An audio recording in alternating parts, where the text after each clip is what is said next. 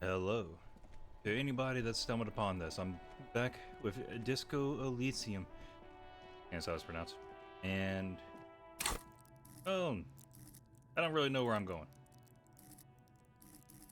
We're still new to this and lost in the world, I guess. I do remember a few things. I don't want to look at that. Not that. Get the hanged man here.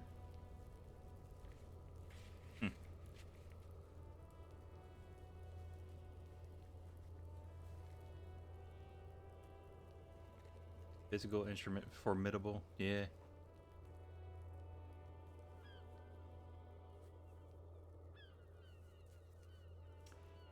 Unless I get 2 6s, I think that's possible. Where is it? There we go. Yeah, the advanced race theory. It's done in 8 minutes. So I guess we'll go there.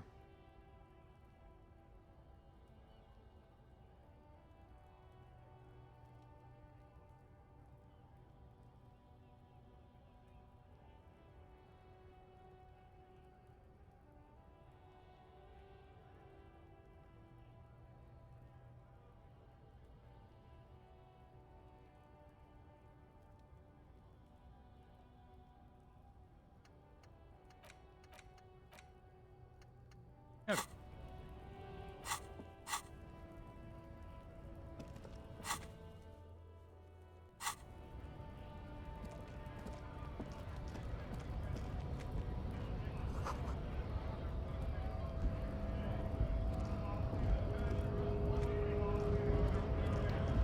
And eventually we gotta talk to them again. They show up at the hotel at some point. Hola, wandering man. How can I help you? You know, serious business. I'm sure the big boss will be glad to tell you. You'll have to ask him first. He's a chatty guy. Wants to talk about the strike. Return once you've met the union boss and are on a better footing with the organization. Oh, wait a minute. Who's the unit boss? Is this him? This him? Bastards! We have a right to work! Man yells towards the harbor gates. His voice is the loudest of the lot, and oddly screechy for a man his size. Hold up and stay frosty, everyone. Cops are here. The broad-shouldered alpha male turns to you. He is a full head taller than everybody else here. You here to fuck with us? Beat the honest worker down. Why should I? We're here to fight for a cause.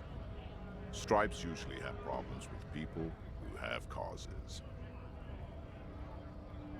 Good. Well, then no. We're fighting for a cause here. Right to work! Right to work! Besides, we're not that different. It helps if people see us talking, cops and strikebreakers together.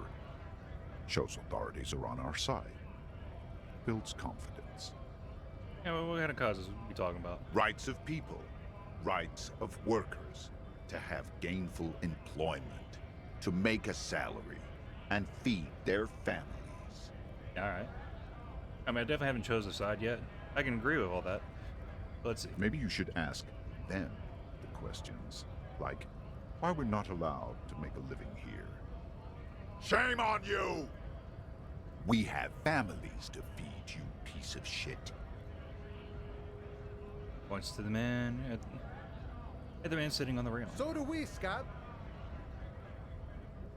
Oh, okay. Play me manana. Call me tomorrow. Ordering man, hollers in return. When a bunch of ungrateful, lazy cockroaches can't get their act together, decide to block honest work for other people. Oh, he shifts uncomfortably in his workers' overalls. What do the strikers want? Beats me. They mumble nonsense about boardrooms and workers' rights, while we have the right to work! When the man moves around, you perceive some serious abs underneath his tight-fitting shirt. This man is in shape. There's something odd in the way he carries himself. His set of clothing looks vaguely mismatched. The different pieces of the attire seem ill-fitting. Yeah, go ahead. His shirt Elaborate. is far too small and an unpleasantly tight fit, while the overalls, held up by a belt, seem to fit a man with much more corpulence. He ignores your question, choosing instead to turn to the emaciated workers, raising both fists in the air. The clothes are obviously not his. Silence is the answer. There's something off here, but he won't say what. Don't have any tips on how to punch a guy out, do you? Say really big race theorist guarding a button. Not before Yeah. you get in there and get your ass whooped. Learn by failure, I always say. He might have some advice, but you got to at least try to fight Measurehead first. Return if you fail. If I fail, sure. You know what? Yeah. Advanced race theory. Everything is calm in the eye of the race storm. Your mind is lucid and bright. The mind-bending phylogenetics appear more distant and, to be fair, a little ridiculous. The great race mystery has cleared up. All that's left to do is verbalize your thoughts. Go and talk to Measurehead about your newly found insights.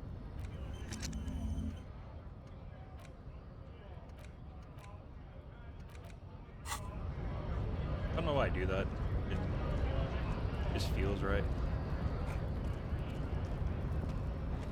Can I zoom out?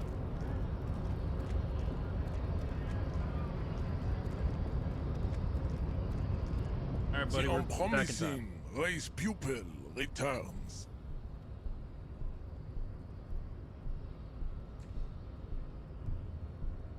Think I know what the race enigma is? And This would be what I say. Paradoxically, you plan to supersede the Occidentals with their own race theory. This racecraft is what rich people want us to do while they get all the money. It's something you shock people with. They're wrong progressive people. Whatever you want it to be. The free association language exercise. Degenerate race hero. Don't know about the rest, but it's clear to stop drinking the ancient Lamaran mind poison alcohol. This dump is ready to be superseded by the Pagite. Superstate, I can serve as a clerk in your administration, and maybe you need a cop.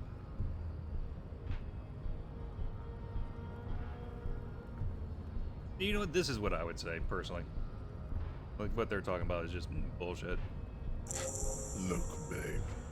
The disco dancing degenerate has run out of cocaine to shoot into his arms. This has made him short, fused, and impolite. Underneath the posturing, there is threat. Coca has really fucked him over, Jan. Impotent subject of pop culture. I take pity on you. You clearly want to enter the harbor bad, like a little boy wants to go on the potty. I can press the button for you. It will open the door. That's all I want. Very well. You may enter the door once. Our race conversation here has concluded. Finally. Let's go. The unpromising race pupil returns.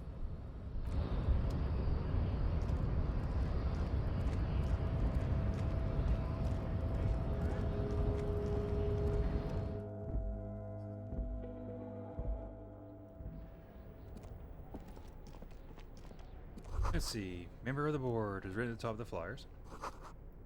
And at the bottom of the union logo and demand democracy. This is a Dewey typewriter. The model name is on the back. Standard office cabinet. Drawers seem to be locked. Don't let the coffee machine on. Dark liquid in the pot looks almost sentient. Ew. On second glance, someone has forgotten to properly close one of the drawers. It's unfortunate for the Union to just leave their paperwork lying around like this. Let's see what's inside, he thinks. The drawer opens smoothly. Inside is a well-organized selection of brown folders. Hundreds of documents containing logistical data. Two kinds of transactions stand out. Materials coming into Revachol from the outside world, from Muindi, Grad, and even Ilmara. And the same materials being handed over to companies inside Revachol. Kuron, Coal City, La Delta, and Jamrock are listed among the many districts where the imports are being sold. It's hard to make sense of this thicket of company names, dates, quantities, and percentages.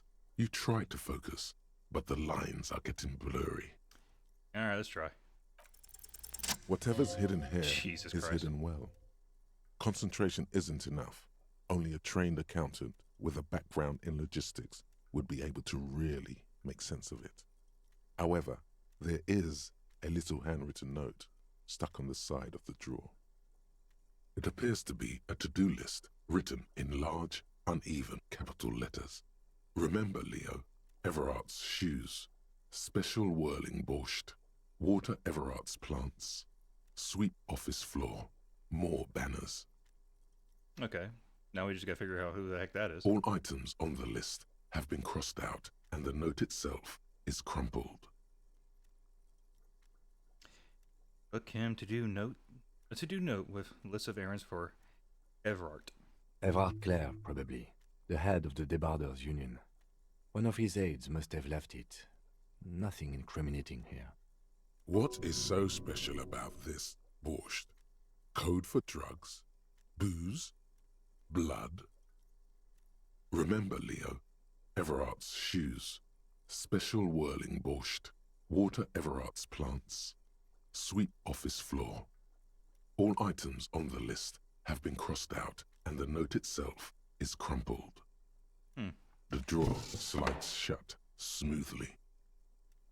I probably should have been taking notes from the very beginning. Oh, we got a book for free.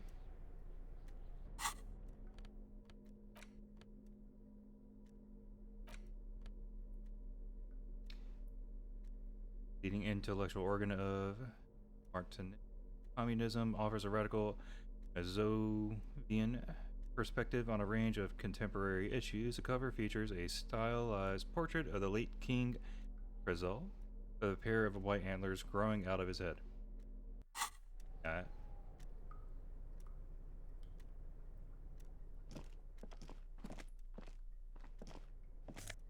I'm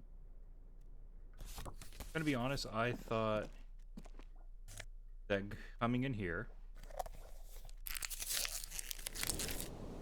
was going to allow me to go out and pick up my coat. So calculus and drama.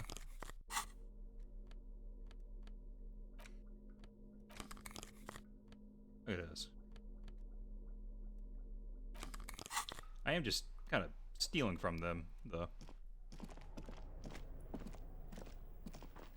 An imposing combination of a punch clock and a payphone is looking down at you from the wall.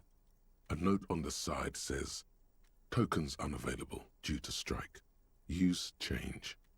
Oh, dang. If I actually knew who to call, I probably would have called somebody.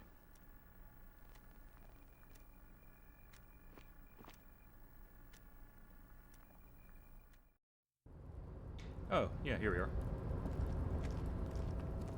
The tarpaulin cloak is still hanging on the railing. The white rectangle of the Revachol Citizens Militia is clearly visible on its back. As your fingers touch the tarpaulin, it almost feels like the cloak wants to deliver a message of comfort through your fingertips. "I will shield you from the elements and give my life for yours." That's what the cloak is relaying. Oh, okay.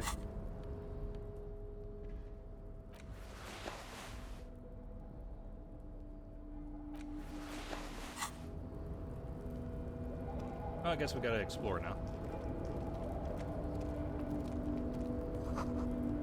Collecting rainwater.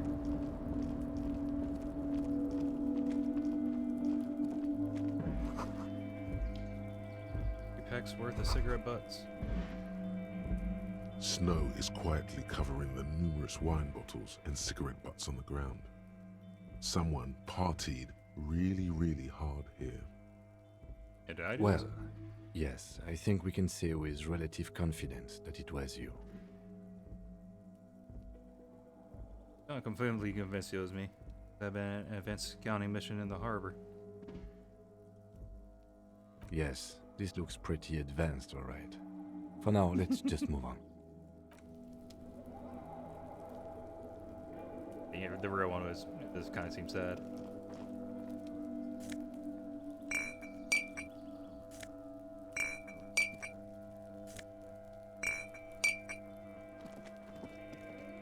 This is the night watchman's booth. The name on the door reads, René Arnaud. Listen, it's okay to take a few minutes to yourself. Sit down and have a breather. If you must. But please hurry, we are pretty easy to spot up here.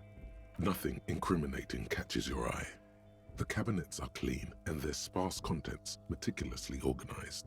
There's a framed photograph on the table. It's a black and white photo of a young couple out in a street fair. The man is young, dark-skinned, and dressed in a Royal Carabinieri uniform. The girl is smiling playfully at the camera. Why did you take that?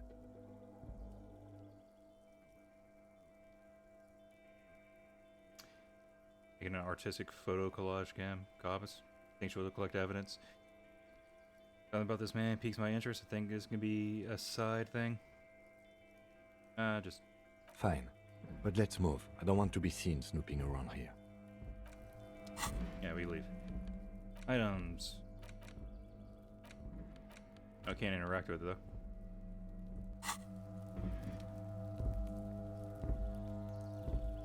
This is the night watchman.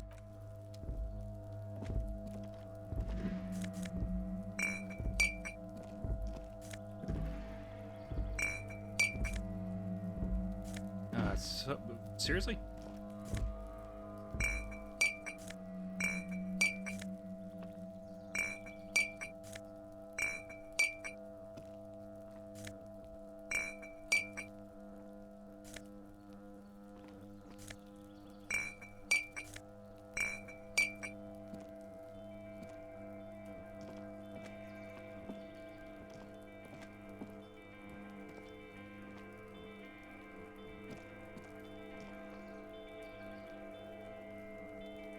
Can't go down there. Can't seem to go down this way.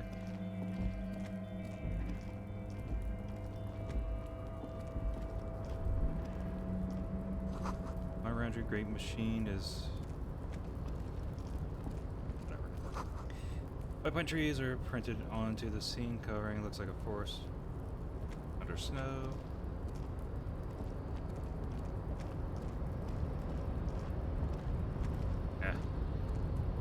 Okay, we can't do that one yet.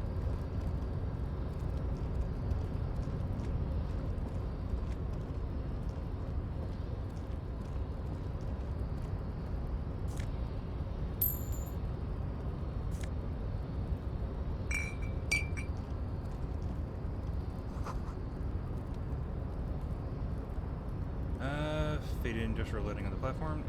All of a sudden. Really? Back to back bots. Yes? What do you want to know?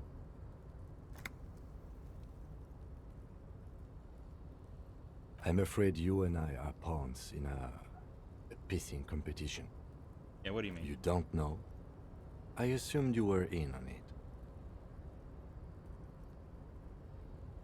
You know I'm on retrograde amnesia. Better still than an imbecilic cop-off.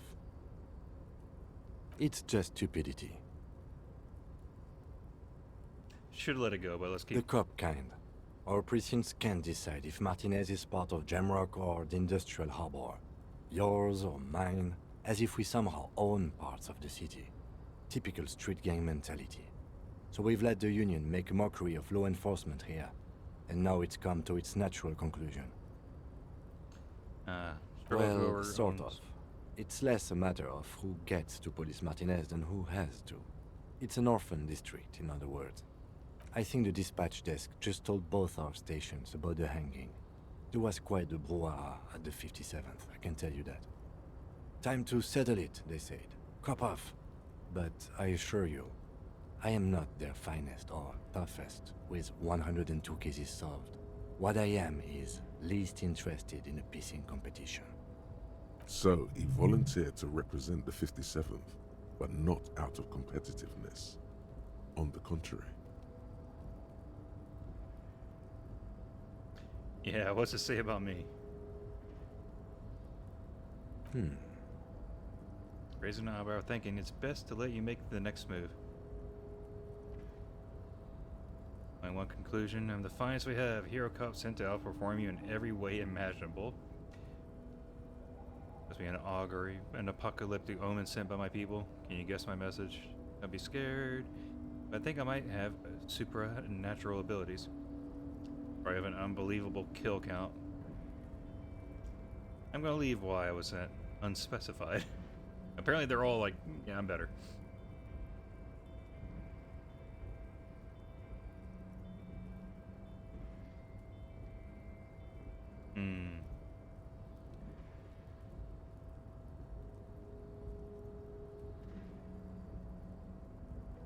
Yeah, sure. A good joke. That's a joke. In truth, I will only moderately humiliate and outperform you. A joke. Joke, of course. Rest assured, I have no intention to compete with you. Of course it's just a joke. Look at me. Not gonna compete with you. Probably have a ton of cases solved. It's good we set this thing aside. Was there anything else you wanted to ask about the competition? If not, we should move. Yes, I'm an unrepentant spoilsport. Pierre's pleased with this. Martinez? Nothing. It's just a puddle at the end of some drain pipe. No one cares about this place. They care about sports. Most of our colleagues don't even know how to get here. North of the interchange doesn't exist. A tremble comes over you. Another after effect of ethanol poisoning, perhaps. Feels like leaves do when they rustle in the breeze, somewhere far away, below the turbine. The 41st and the 57th. The lieutenant was right. It's not about who gets what's north. It's about who doesn't. Yes, it's a wholly pointless matter. Forget I ever mentioned it. That was a secret task?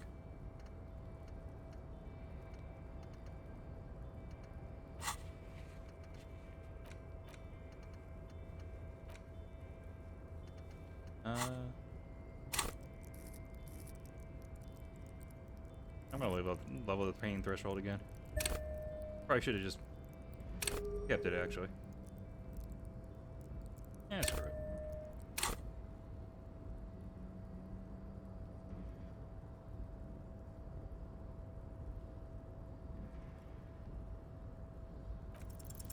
Because you're the best qualified?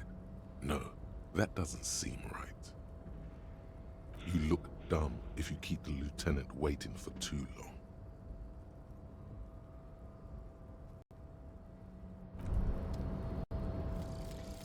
And morale Guillaume Lemillion. goes down again, and what is with my audio?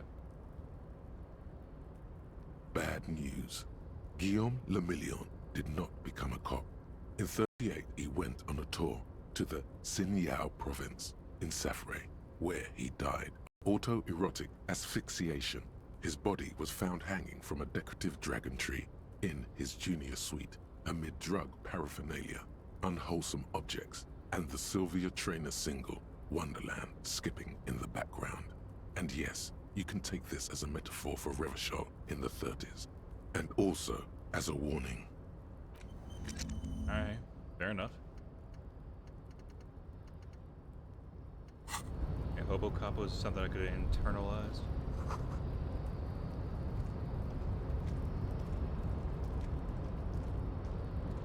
And I feel like I'm way too zoomed in and I can't really zoom out that much. Unless there's a button I can press instead. Mouse wheel is not working.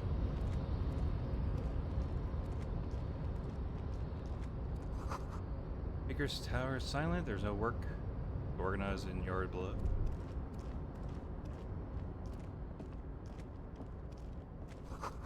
Musk of oil and rust comes from the chasm in front of you. Smells like blood.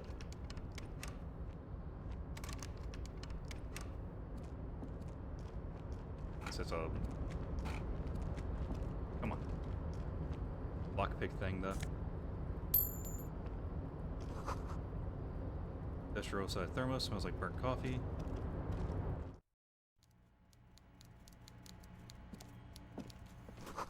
Coffee in the giant thermos, still lukewarm. Air made of pallets leading up. You working, big man? Before you is a walrus of a man seated behind a large desk. He looks up from his work, not the least bit surprised to see you. I mean, we probably partied With together. great effort, he straightens himself up in his chair, yet says nothing. He simply stares at you. Have a good day, Mr. Dubois. I'm sure I'll be seeing you around. Oh, we got part of our name. Maybe.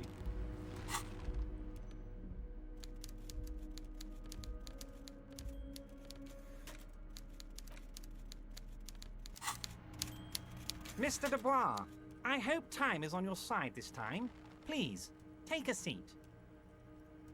Gestures in a musical folding chair, opposite of his used desk.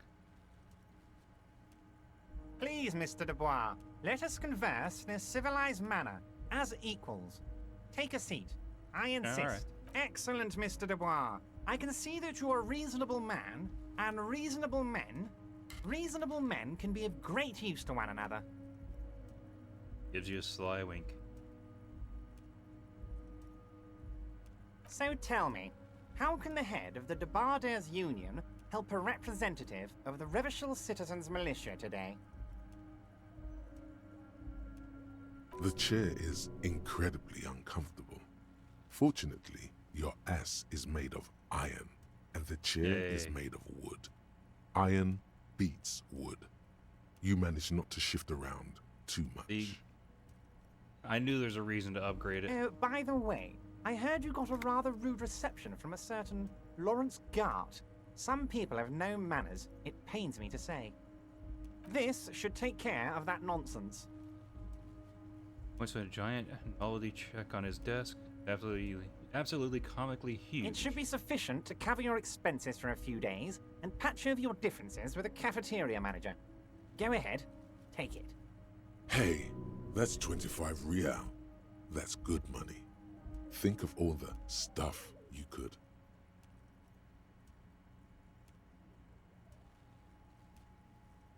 You can take that comical large check and shove it up your ass. Nah. Hey, you know Gart. Yes, I know Lawrence. He's a real character. No union man in him. A real piece of work, that boy is. With a grin, he points to the checker game. It's like you're on a game show. At least don't thank him for it. I'm good. Okay, okay. I respect a man with principles. No handouts, then.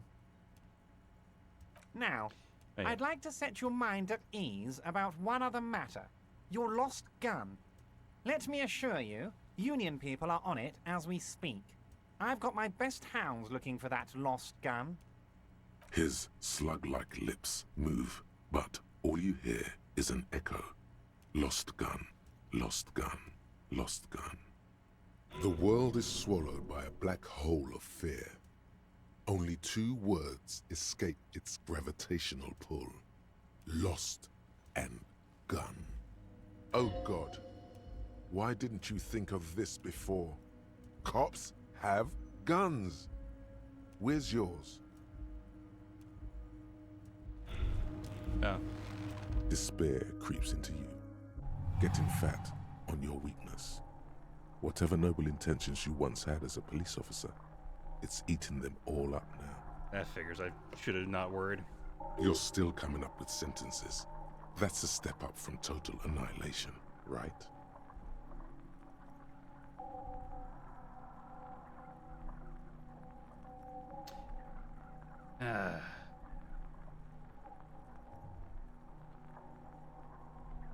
I don't dispute that you have been charged with protecting the people of a particularly challenging district, but poverty does not make one a loser. Poverty is just poverty. Nothing you can say would make you feel any better now. Cop gives up the detective genre for Well, that social was it then, realism. huh? Another police officer resigned from the RCM following a nervous breakdown. He now lives under a bridge, drinking and occasionally throwing excrement at passers-by, shouting, "I never loved that woman." When asked to comment, former colleagues objected to the theory that his psychological disintegration was precipitated by his wife leaving him. "It's because the Furrows lost that match," said Captain Ptolemy Price, once the man's superior officer. "It's because he couldn't get a big gun from acquisitions, and anyway, police work really burns you out after a while," Satellite Officer Jean-Vic Mayer, the deranged former cop's partner, commented. Sergeant Mac Torson, another former colleague, did not propose any theories, merely saying, "Whatever happened to him wasn't about birds. He got fucked, that's all." All right. Crap.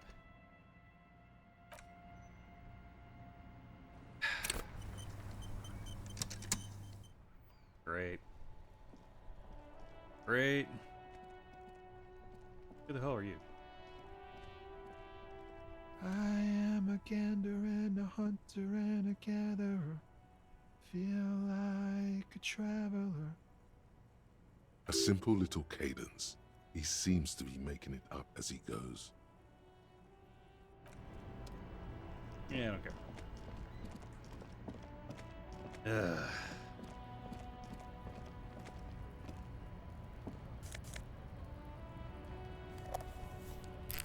Oh, I could have used that earlier.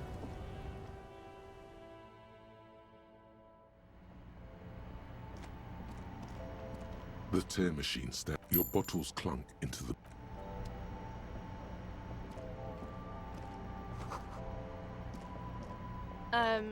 Is this about the questions again? Because I don't really know anything.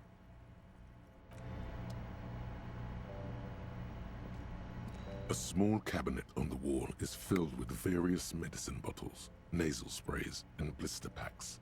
They all bear the Saint Baptiste Pharmaceutics logo. Okay, here. I hope Saint Baptiste. Yeah, whatever. Like, I was a little upset.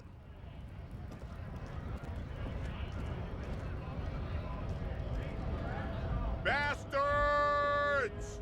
Hold up and... You here to fuck with us? Beat the... We're here to fight for good. Besides, we're not that different. Rights of people. Rights of work. Maybe you should add... We have families. So do we, Scott.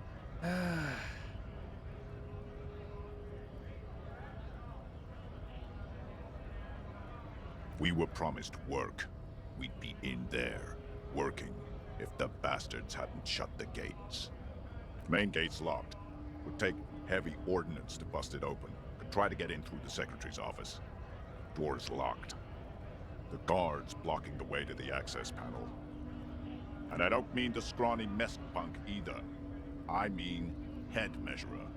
Or whatever he is. Yeah? That giant up there, on the bridge you talked to. Head measurer. Won't let the workers by. The access panel is right behind him. Bad. Standing on a narrow bridge, he's got a strategically advantageous position. And he's trained. I don't know how the Union has a trained killer up there. But that one's no joke, and my men are tired and hungry. They're workers, not fighters. Like civilized folk, you mean? These native fucks don't understand civilized. It would be better. No! Oh, whoops. They will give up eventually. Or get drunk. Leave the button unguarded. Then, we charge. Have fun. Union shits are on full strike. Don't think they're going to let you through the gates. I'm trying to meet their fat boss. I know nothing about a murder. Wouldn't put it past these harbor bugs. They'd do anything to stay alive. Right to work! It's shameful. Cops doing nothing. I'm picking different We should bring dialogue by back accident up, somehow. Open up the gates for us. Blockading gainful employment for workers is a crime. We are not picking a side in this just yet, sir. Pity. Let us work!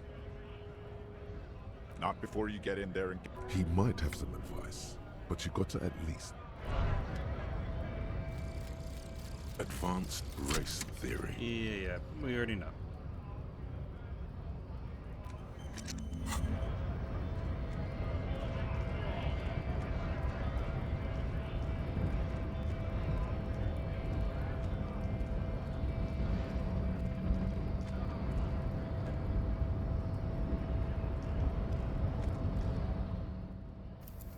Alright, so I should definitely save more often.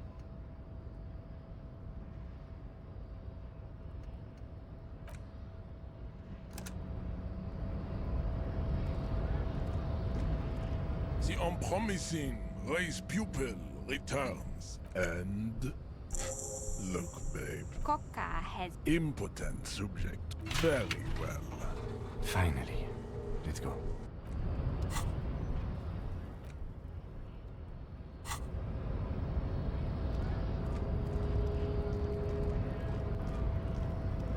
Let me in. All of this info.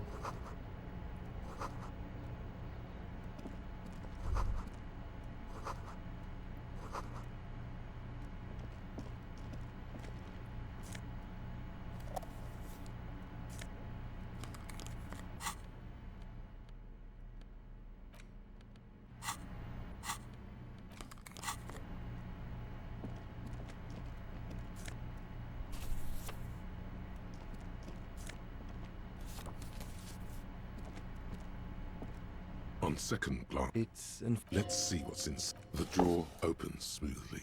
Hundreds of documents and the same. It's hard to make sense of this thicket of... Whatever's hidden here is hidden. It appears to be... Remember, Lee, all items on the list have been... Ever Claire. What is so special about... Remember, Leo, all items of the drawer slide.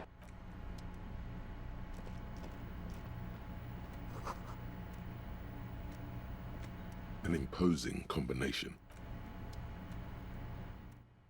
Alright. Keep it going. The tarpaulin, as you think, I will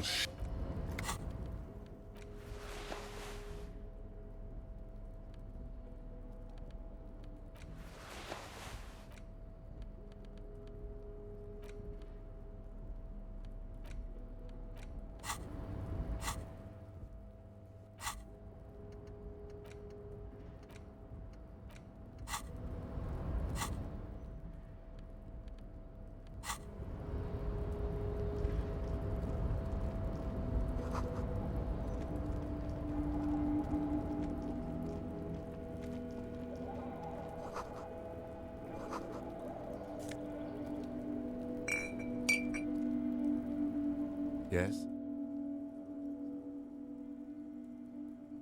What do you want to know?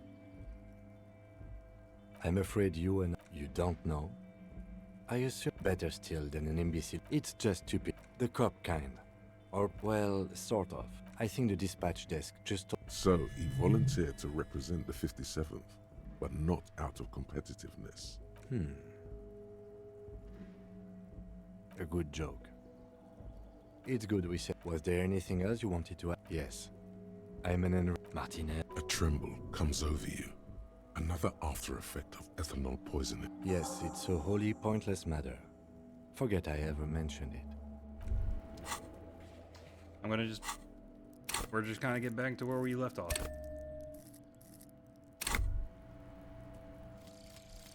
Guillaume Le Million. Bad news.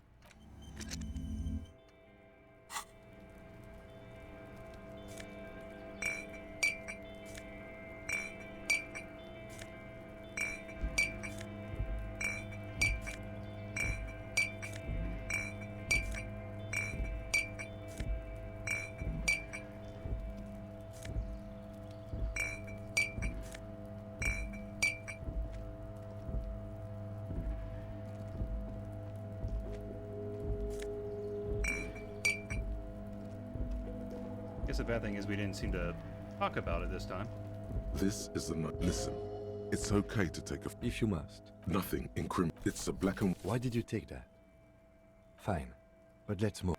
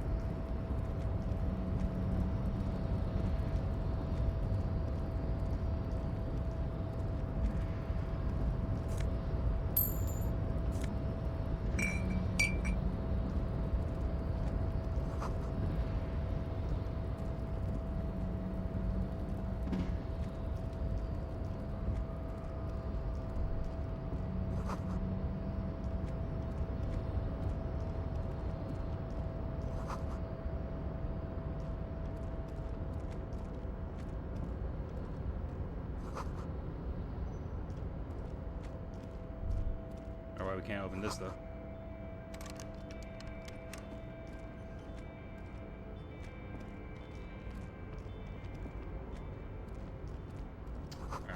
I gotta really try to zoom out.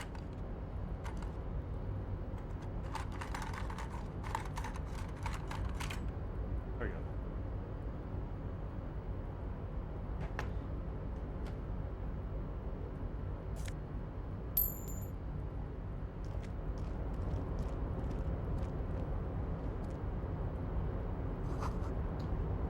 Soon, oh soon, the green is gone and everything is red. Alright.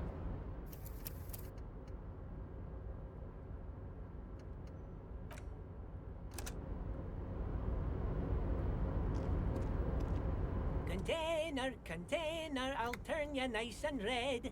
Container, container, put the logos on. The lyrics to this container song are being made up as he goes along. The accent is so thick, it's impossible not to notice he's Ubi, from the vanishing peninsula of Ubisunt on Muindi. Container, container, used to be Wild Pines. Container, container, now belongs to Everard. Man is so engaged with his work, he doesn't notice you. Oh, come bug him later.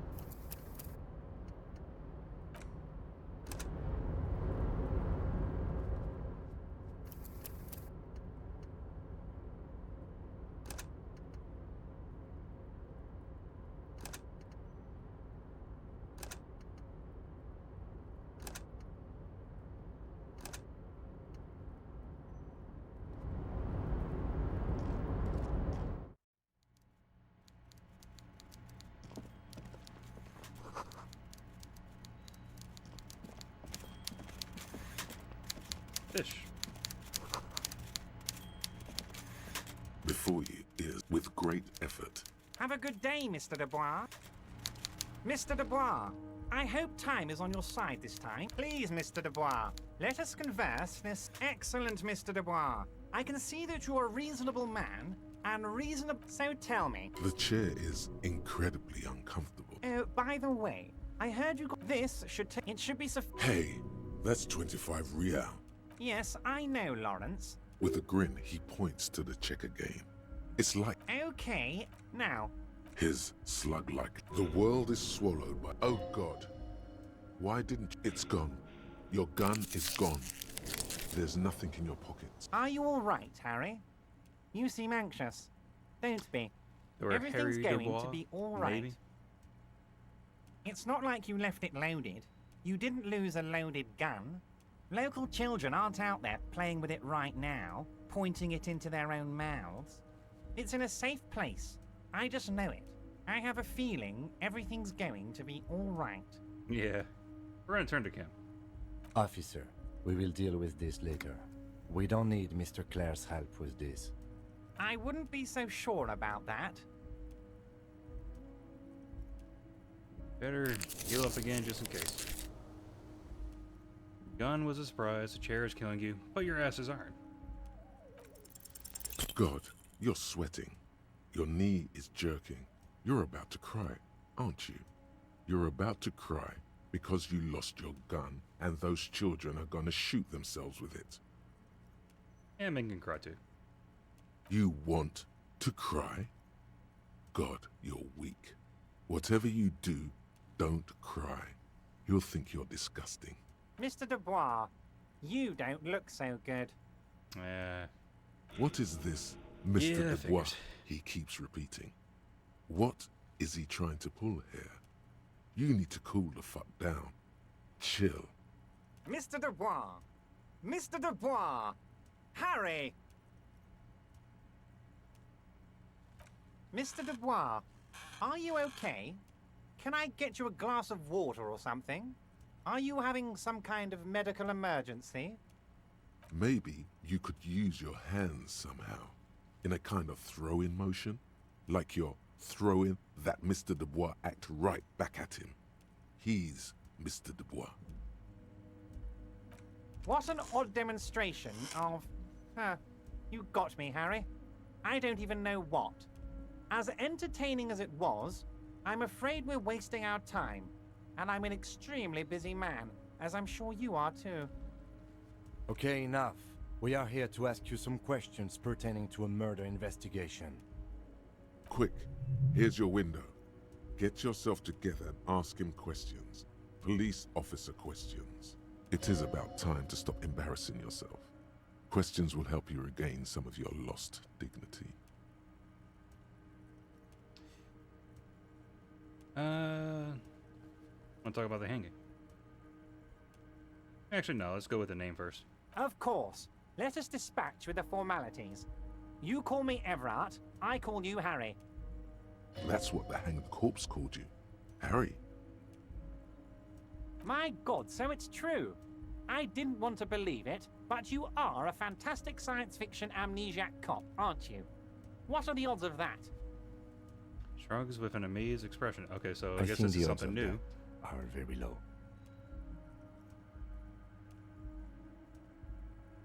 I assure you, there's nothing to be ashamed of, Harry. You're among friends, and the good news is... Taps on the folder in front of him. I have a big fat folder on you, Harry.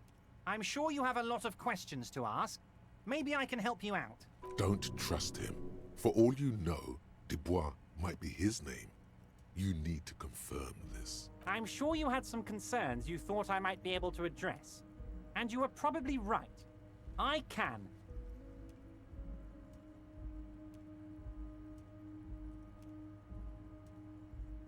Are you trying to tell me you've gotten hold of some of our documents? Mr. Kitsuragi, would you mind? Me and Harry are talking about his lost identity right now. Hey. Yeah, let's get this straight. It's Harry. Harry Dubois.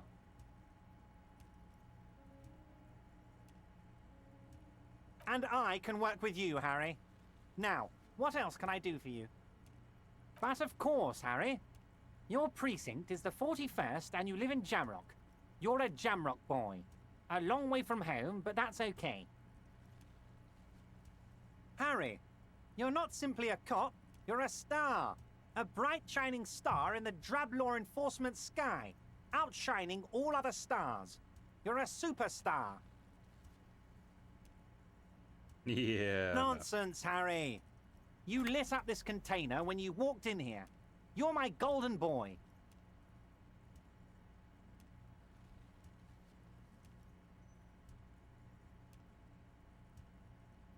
Shipping folders before.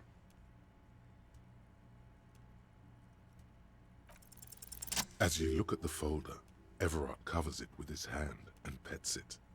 He's hiding it from you because it's not a real RCM folder. It's just another one of those brown folders you saw in the file cabinet. Okay, Harry, you got me. This is from the Census Bureau, not the RCM. Those Census Bureau people are absolutely corrupt. You should do something about them. He Says got the guy name that from the Census got it Bureau, from them. and everything else from your actions here in Martinez. Yes, Mr. Kitsuragi from the Census Bureau. Like I said, Now I'm actually a very busy man, so is there anything else I can do for you, Harry? That means he doesn't really know anything about you. A pity. The mystery of you will have to remain a mystery for the time being. Yes, that's what I said. Try to keep up, okay? Let's move on. Can you help me with the dead body? You might have noticed there's one hanging on a tree behind the hostel cafeteria. Oh my. Don't take this question personally, but why would I get involved in this matter? Mr. Clare, the man was hanged with a cargo belt. A steel-reinforced cargo belt.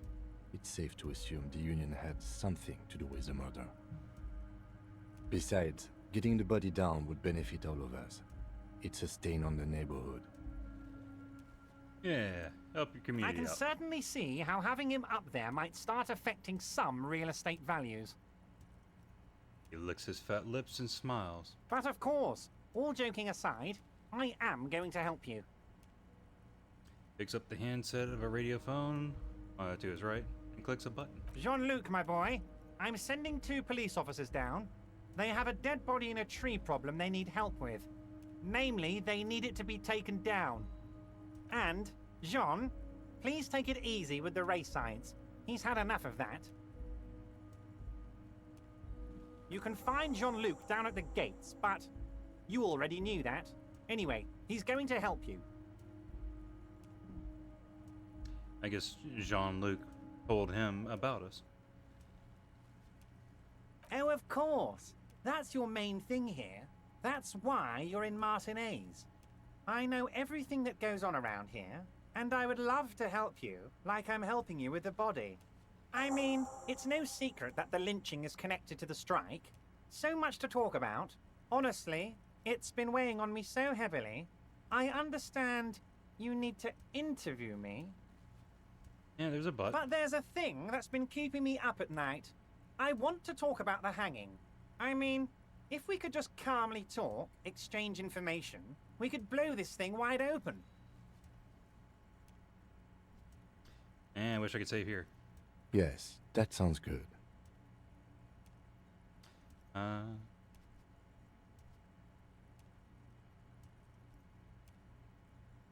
guess I never noticed these.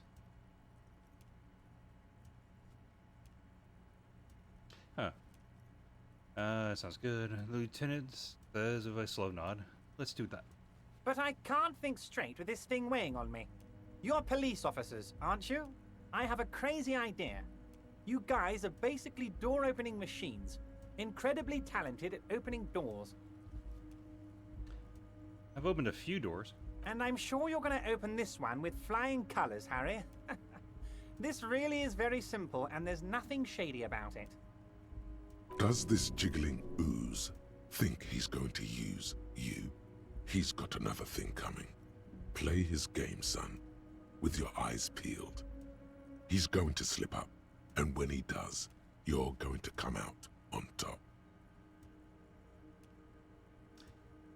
And whose door? Oh, no one's. It's just a weasel. A weasel lives there. Nothing for you to worry about.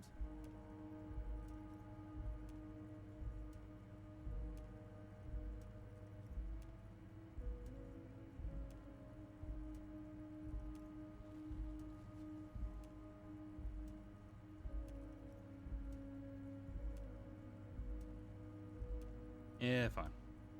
Fantastic, my friend. Just let me know when it's done and we can take our friendship to the next level. Licks his fingers. You can get the key from Manana. He's down by the gates.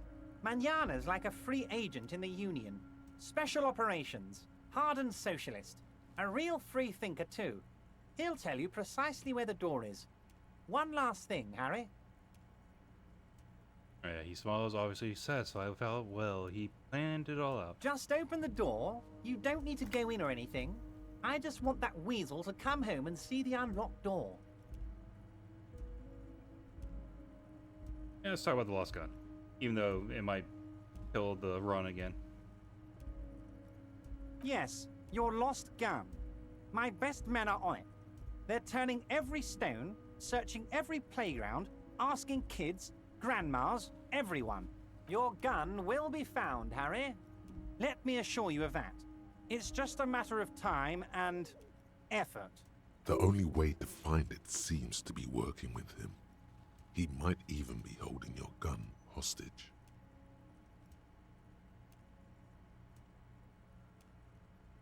Damn it, Harry. That's exactly what it means. I'm only kidding, of course. He is not. Of course. I understand. We help you, you help us. Wait. You need this to get in and out through the gate. Yeah, we don't want to get Here, stuck. you're one of us now. A real red and white Union man. Take care, Harry.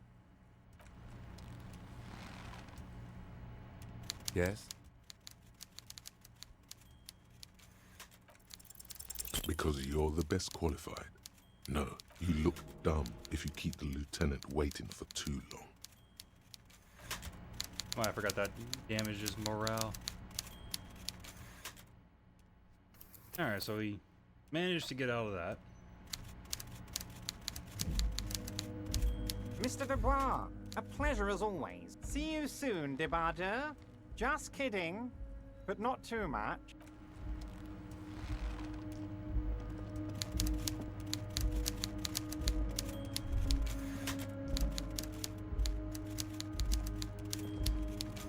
Leave. God damn it.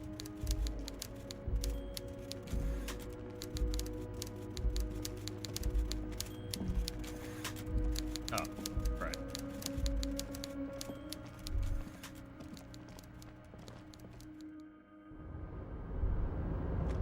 And now we'll talk to them. Container, container, I'll turn you nice and red. Container, The lyrics to this container, the accent is container, Everard, Everard, Everard. He looks after everyone. Huh? Well, hey there. How can I help you, mister? I see you are not a Union man, mister. Did you get lost? You're not one of them scabs, are you? Yeah, what is it with you people I mean, scabs? I don't personally mind. Folks is just folks, you know. And folks gotta eat. Doesn't seem to be waiting for you to answer. Just some of the other guys don't look too kindly on the scabbing kind, if you know what I mean, mister.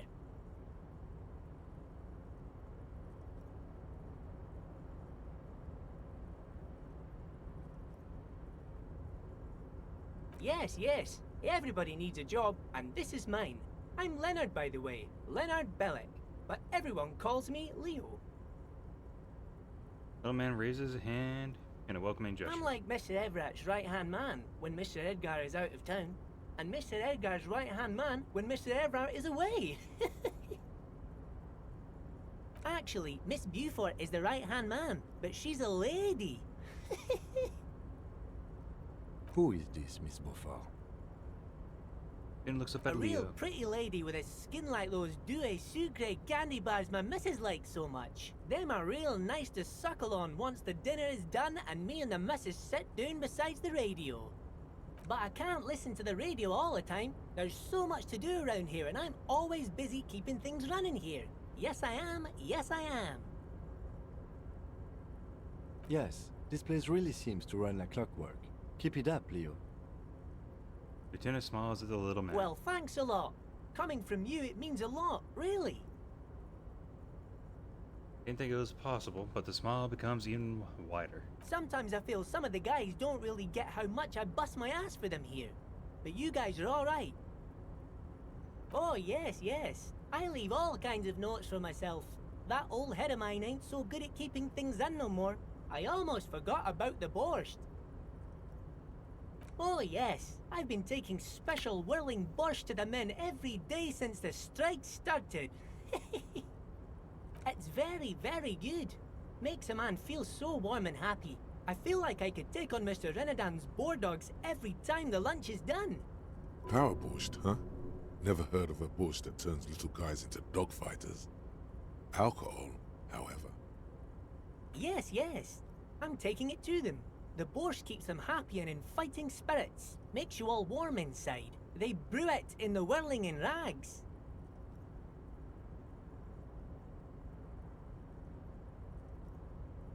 Oh, the whirlings cook. He makes it. Them is always talking with Mr. Manana in that weird language and laughing together. He doesn't speak what we speak. He's from Grad. Oh, sure, mister. Sure. You do that. Yes, sir. I don't Oh, think you that like that. one. That should be empty as far as I know. Lots of containers here have nothing in them. They're just waiting to be loaded up. Oh, I'm just making some covers for them containers here. Yes, I am. Yes, I am. So it's easier for the crane operators to spot them. Gonna do it. I think it's red because we might lose it, though. Everything is so pretty and red. You and Leo look like brothers as you glance around with similar childlike wonder. Red is so much prettier than drabble green. The old I don't man want to lie. whistles and hums a jaunty tune to himself. Oh, most of the guys are down at the gates, keeping the scabs from coming in. We're on a strike. The Oh, whole look. union is. You don't have to work when you're on strike. Ha! We haven't worked for 2 months now. So no one is working? Not everyone is down there, of course. Mr. Evrard is in his office, where he always is. And Jean-Luc is guarding the gate. He pauses to think. But Titus and his boys got into some drunken trouble and Evrard sent them on a nice vacation. For a week or so. He stops, but seems eager to tell you more. Oh, I'm not really supposed to talk about that. That's union business. Miles and leans closer. Him and his boys stirred up something in town. Probably drank too much and got into a fight or something. I heard Mr. Everett telling them to take some time off. I guess the boys got a bit too rowdy and had to let out some steam. I don't really know the details. That's just how boys are, you know. I haven't been in a fight since I was in middle school. Easy, Leo. Let's keep this under hearties.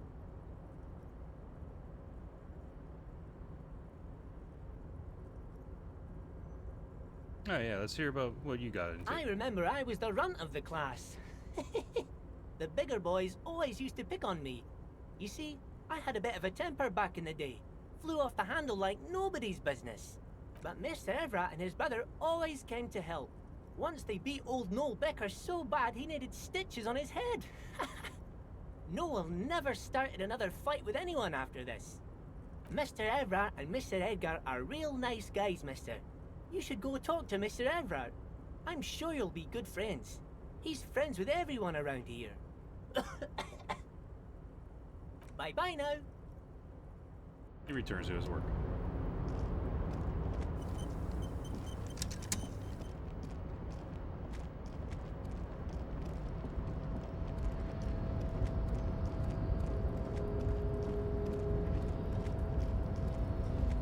Alright, so we can just freely leave now.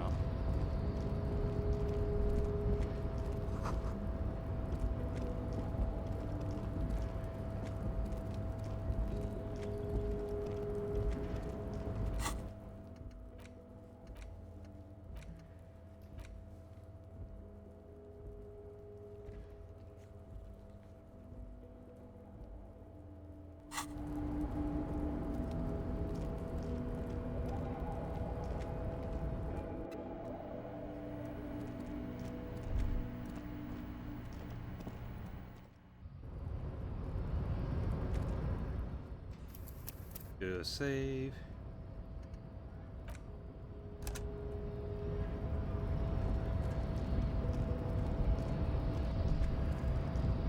Look, we're friends now. The unpromising race pupil returns.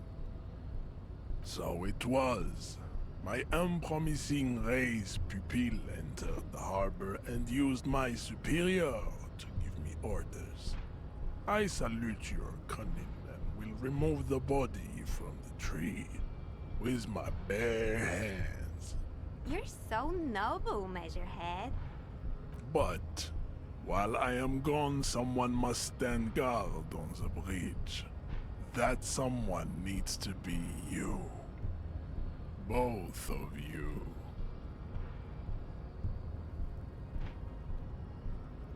This is the uncomfortable result of not taking it on ourselves. I can live with a compromise. Listen to your little friend. He is wise in his childlike way.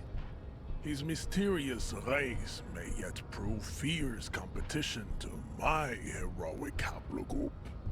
That feels like a bad thing to do, though. Fine. Goodbye. Return to your degeneracy. The unpromising. Okay, whatever. See that they stay here the whole time.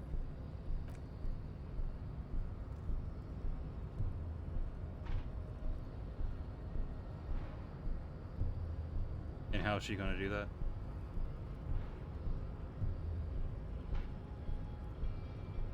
The woman's gaze follows Measurehead as he leaves. So, you guys are like cops or something?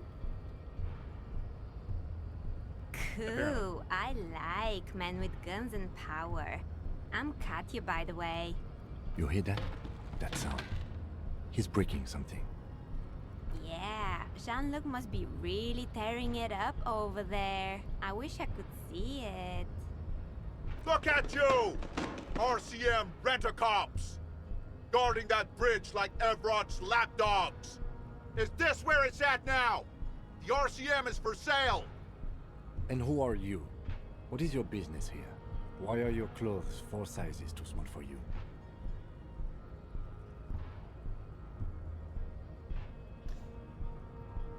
Work for whoever I want? Yeah, that's kind of true. A shrill laughter interrupts you, echoing across Martinez. Then, the man turns to look behind him at the behemoth appearing around the corner, approaching him, walking past him.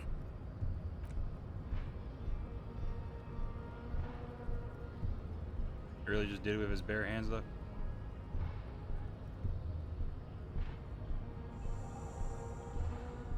The corpse has been removed from the tree. Stand down and congratulate yourself. You have sided with Ray's victory today. And what you had to do was to become a Union man for all to see. Yeah, but what's that box over there? The unpromising.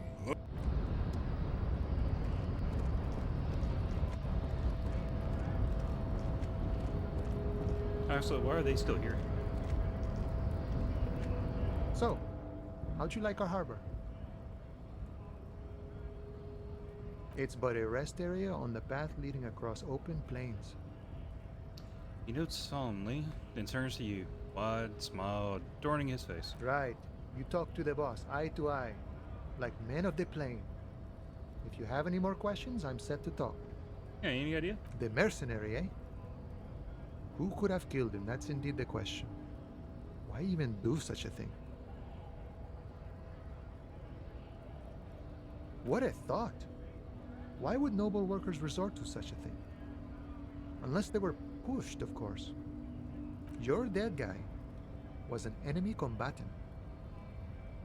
He was an agent of the opposition, attempting to undermine our honorable efforts. Did you kill him? I ain't the murdering type, but that's just me. Large organizations like our union have all sorts of men, with all sorts of skills. He means a more violent faction could easily take care of such a thing. Understood. This has been of limited use. Still, thank you. No problem. I wish the best to you in your search. Sure, I'm glad it's not my search. Takes a sip from his flask. A key, huh? What door is this key supposed to open?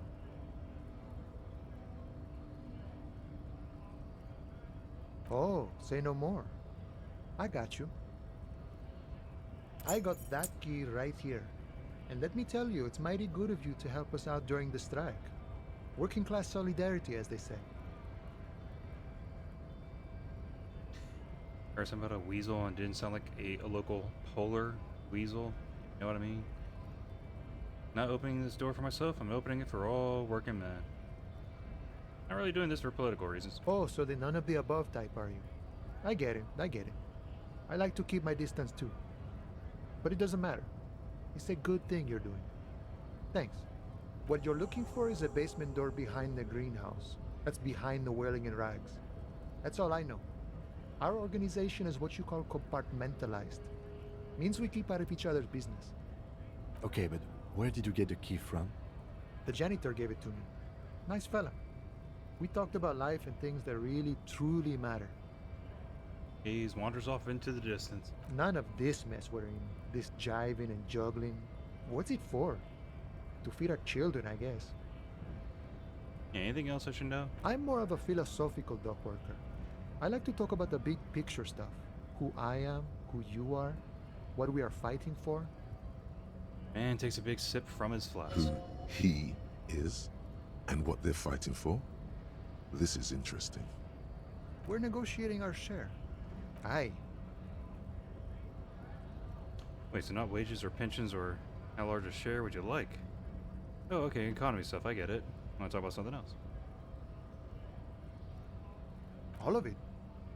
However, right now we want all the harbor workers to be on the company's board, so they could take part in the decision-making process. Are you a communist? Bossman Everett, what can you tell me about him? I think it's best you make up your own mind now that you've met him.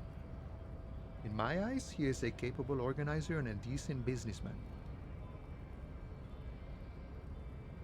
I was bossing the union intel anyway. I guess you kind of get to be the village chief. He oversees the harbor, makes deals with the owners or other relevant parties, watches out for his own. By that, you mean corruption? By heavens, why would he not be corrupt? We live in a harsh and disordered world, see? And in this world, the old man is corrupt for our benefit, and we know it. Appreciate it even. He is, personally, not too lavish. The death seemed lavish. He is really reasonably lavish, sure. That's his prerogative. It's not like you want a saintly demeanor on a corrupt motherfucker. That would be a manipulative illusion. Besides, there are no non-corrupt systems in the world anyway, and moralism is the most corrupt of them all. Sure thing. good. Okay. Just gonna gloss over that. Hey, sorry I couldn't fight him. Right to work! Right to work! Right to honest men and women with rights to work, to be useful, not toys for corporate interests. We came here to help the harbor run smoothly in time of crisis. If union fucks don't want work, they ought to let in those who do want work. I have a question. Why do all these men follow your leadership? You think they follow because I'm big and loud? No. They follow the rules of the market, the rules of the economy, because they were given a job to do! When a bunch of ungrateful, lazy beats me. When the man moves around, you perceive there's something. His shirt is far too small. He ignored. Silence is the answer. You've been talking to him for quite a while now. Something is off with this guy. What's it to you? Deep set suspicion drips from every syllable. Routine part of this investigation. Am I a suspect? Done no crimes. I only fight for the rights of people. We're all workers, right? Workers stick together. Came from the eminent domain, in Jamrock. Backgrounds in odd jobs, heavy lifting, cargo hauling, bouncer work. I know the drill. Bouncer, where I frequent a lot of bars, maybe it's one I know. Wait, I know bars, been thrown out for several, maybe that's why you seem familiar. Don't really drink, but work has taken me to some. Which one was it? Worked at Territorial. Ring a bell? Not right now, but I might have been there. Don't really remember things well. Uh-huh. It was a long time ago. Man, it's quickly losing interest in talking with you. Alright.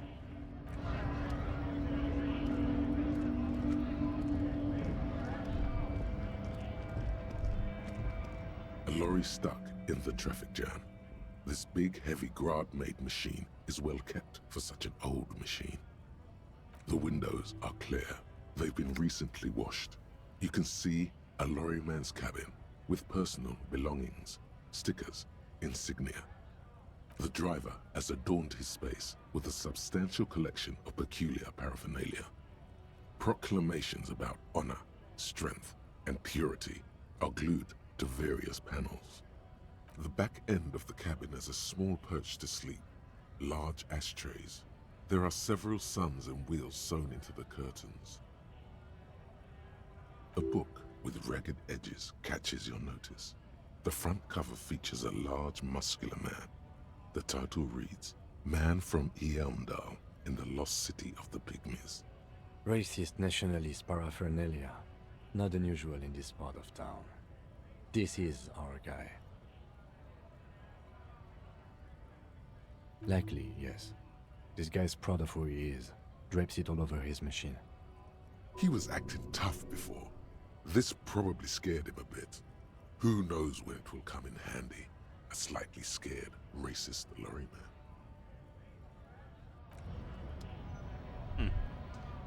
I guess I should have looked at that before. Foreign car kept in good condition. Make another save.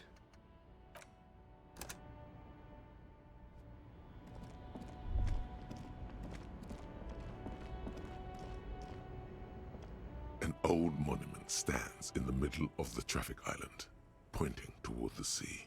It looks as if it's been reassembled piece by piece, secured and mounted in the air with the aid of numerous ropes and rods. A silver plaque on the statue's pedestal reads, I am Philip III, the Squanderer, the greatest of the Philippian kings of Revachol, son of Philip II, the opulent, father of Philip IV, the insane. Even by the standards of the Philippian kings, old sumptuous Philip was known for his profligacy. Well, he blew through the whole national treasury, starting the decline of one of the penultimate century's greatest superpowers, the suzerain of Revachol. His own maladministration foreshadowed the fall of the monarchy during the anti-centennial revolution, an end to his family line and the monarchy on the Insulindian Isola. Stories have it that he had his bedroom converted into a treasure chamber where he stored unfathomable wealth. Krugerrands, bars of gold, ornate weaponry, armor, and various chalices. He called it the Sol Auron. It was obscene. There were whispers he slept on a huge pile of gold-dipped feathers, like some obese dragon, instead of a bed, like a normal person. But wait, you haven't even heard about his fabled cocaine addiction. You see, old Philippe wasn't just good at squandering the national treasury on gold and ceremonial weaponry, he was also a prodigious snorter of nose candy. Not just any nose candy, though. We're talking Royal Philippian Blow, allegedly twice as potent as the stuff you find nowadays, and purple. Philippian cocaine was purple. Okay. That's what the revolutionaries said 150 years later, right before they emptied out the royal mausoleum and dumped His Majesty's mortal remains in the Insulindian Bay. Cocaine. Wow, the first time he just only said one word.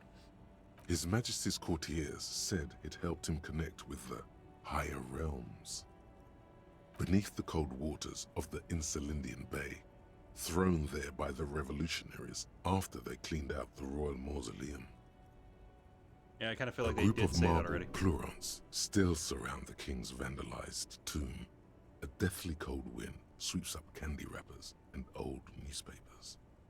The original was blown apart by communards, then further damaged during the landing of the coalition's airships during the turn-of-the-century revolution, when Martinez was leveled. Most historians think the coalition's hasty landing may have ultimately saved the statue. If the communards had more time, they would have reduced it up to even finer pieces. Some years ago, a group of liberal, artistically inclined individuals, designers mostly, thought it would be ironic to restore the statue of the most wasteful ruler of Rivachel in the poorest part of the city. The statue is supposed to capture the moment it was blown apart, like an instant frozen in time, a rare butterfly trapped in amber, floating on a sea of shit. Good art. Yeah, that is kind of funny. People in Martinaise tend to disagree, as do many prominent art critics and thought leaders with more nuanced social awareness than the young ironists. Philip III, the Squanderer, however, with his bronze face up in the air, doesn't seem concerned about what the hoi polloi think of him in death. What up, Koi? Well, I got a little... I had a little game over situation, lost too much morale. I had to redo some of it. Huh. Wait, TikTok. You can get more physical.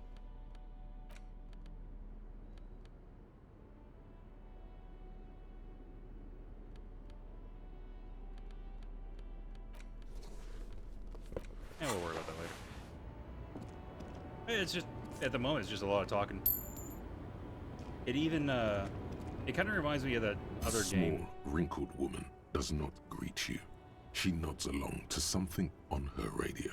A photograph is clutched in her hands, and there is a warm smile on her face. That other game being like Slay the Princess or something. Mostly just all these voices are just in your head. The photo, an ambrotype from the turn of the century, as golden as her smile. It's the warmth of a winter night's fire. Maybe she could give you comfort and shelter, some cigarettes and food money. Maybe she's your... Grandma? No, just... We'll ask No some questions. response. Wherever this woman is, your words fail to reach her. Alright, we'll snap our fingers. Feels rude, though. Wait, Couldn't stop you before you can snap. she's just a distracted old woman. Better to leave her alone. Yeah, well, Why? I just told you why. The woman still has her eyes fixed on the photograph in her hands. In the background, the radio plays. Nothing. Her smile just keeps widening.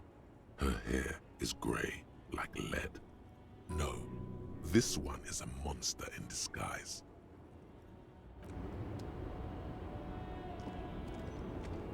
Alright, well, that's sad.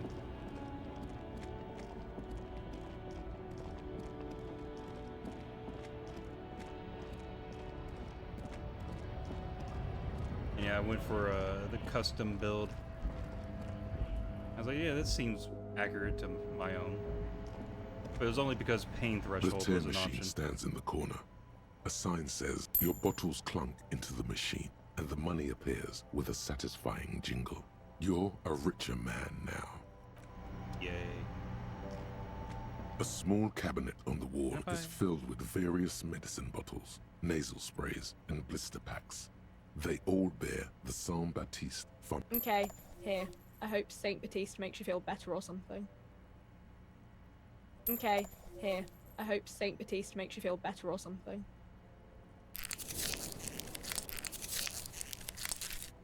Alright. Kinda wish I could save my money.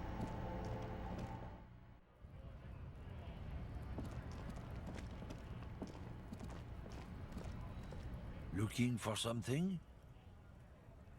What's that argument all about? It's about biological determinism, natural law, the sorting of the races. Not the most popular topic nowadays, with a coalition in charge and all. You might want to change the topic. That is, bury your head under the sand like common sheep. Change the topic. The way he says it makes it almost sound like a threat. Yeah, I mean, we do have amnesia, and it's always good to ask questions. Please explain. People who've studied these things say that you and me are superior by design. So, naturally, we Occidentals should be in charge. Obviously, you can see the merits in that.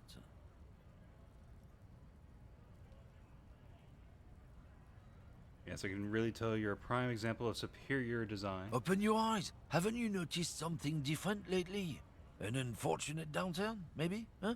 When members of the superior race cease to believe in their innate superiority, they stop competing for resources. Yeah, what's the problem? The problem? The damn kips are showing a real good game lately. Same with the mosquitoes. And the other intruders species too. They're on the precipice of cultural victory. Cultural victory? What is this then?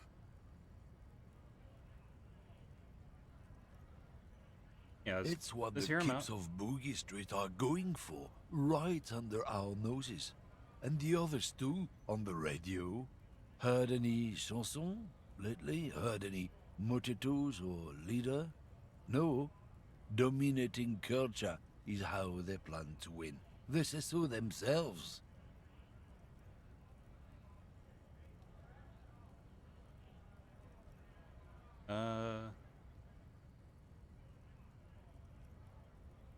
Yeah, I mean, I don't know what those things are, so. It's true. Also, you need to realize the dangers of mixing races. Who knows what might happen if people don't stay in their birthplace? You might end up with a new sub-race, with unknown characteristics, leading to extra competition. That's why you've got to control the offspring. Yeah, I'm not down with this. Why don't you go fuck yourself? Don't push your luck, runt. And gives you a disgusted look, then turns his attention elsewhere, ignoring your presence.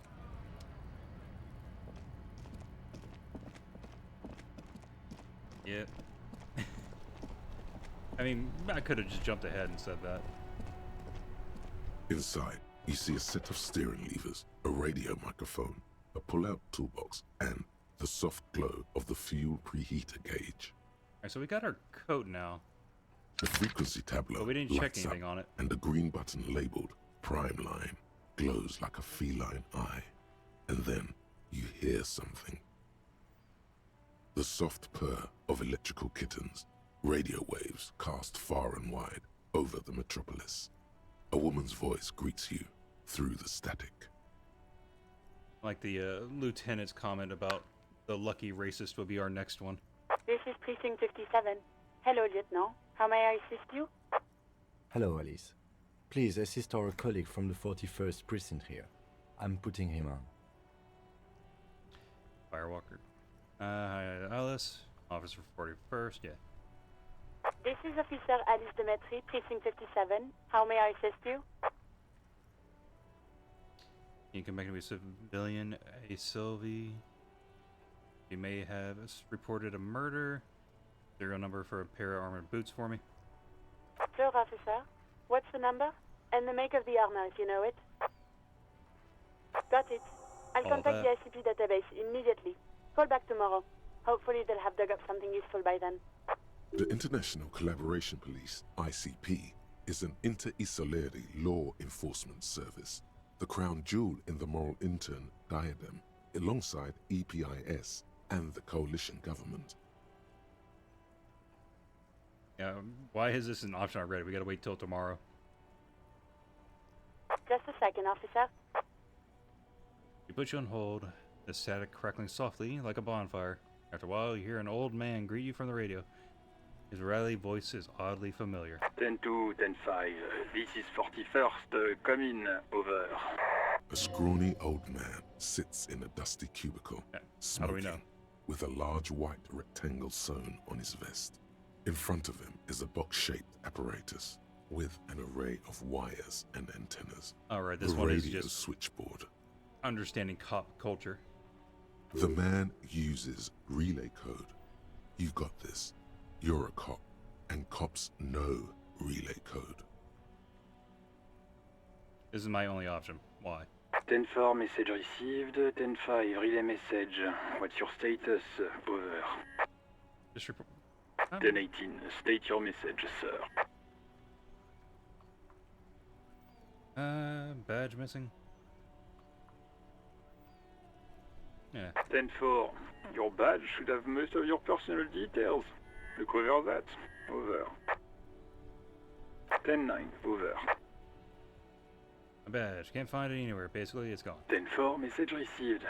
This is a very serious situation. I need to 10-22 the captain. Over. 1022, the captain. This sounds Damn it. bad. This is kind of why I didn't Bad want. and I should have scary. saved as well. Like being called to the headmaster's office in school. Is it him? What does he want? Says he lost his badge and needs to report it. He what? He lost his badge? Can't say Who nothing. lost his badge? Dick fucking Mullen. Who do you think? It's Officer Dick Mullen from the bestseller Dick Mullen and the Lost Identity. Is fighting off of laughter. Dick Mullen is not your name. It's the name of a fictional detective who would not lose his badge. Defend yourself. Immediately. They're laughing at you. 10-4, I hear you, officer. I'm just going to make a note here that you are in pursuit of your misplaced badge. Over. Fuck me. Matt, come here. You've got to hear this. Dick Mullen lost his badge. What's going on? Super Cop here lost his badge. He lost his what now? His badge. He lost his goddamn fucking badge. He asks you to please stop saying he lost his badge. Why? Did he find it? Ran with the other end of the line, erupts in volcanic laughter. Yeah, Sergeant figures. Person was wondering if you found your badge yet. Over. You don't have a comeback. Sorry. It's hard to think like this. Oh, hey, we actually failed. I think this is like the only time it's happened on these kind of things. He's not replying. Looks like he's still looking for it. 10-9, come again. I didn't get that. Over. Animated conversation in the back is making it difficult for him to hear you. New heights even for Captain Sober. Ask him. Ask him if he's lost his gun, too. A room roars with laughter. Yeah, Sergeant again, Dawson wants before I to wanted to do shoot the your radio, I gun wanted to too. try and find the Over. badge, but I assumed it would have been on the freaking coat. Oh, fuck. 10-1, you're breaking up. 10-9, repeat please. Over. 10-9, come in, officer. Over. Remains silent with terror. Didn't give an answer, you still didn't give an answer. Come in, officer. 10-9, repeat message please. Did you misplace your firearm? Over. The silence is almost deafening after you flick off the switch, severing the connection. That did not go well. I guess the important thing is that you followed protocol and reported your lost items. Did we need anything else here? No, we're done with that.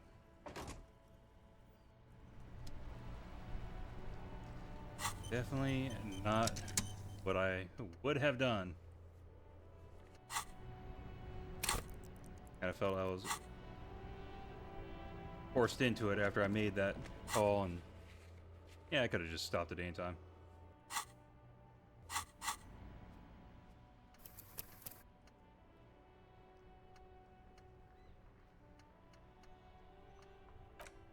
And it just, all these saves makes me lose track.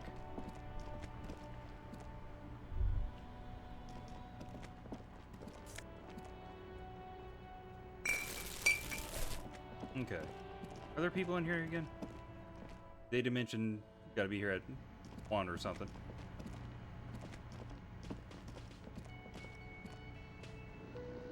How about the money, you know? I spend money to make money. What really matters. Okay, well, I guess we can't talk to him.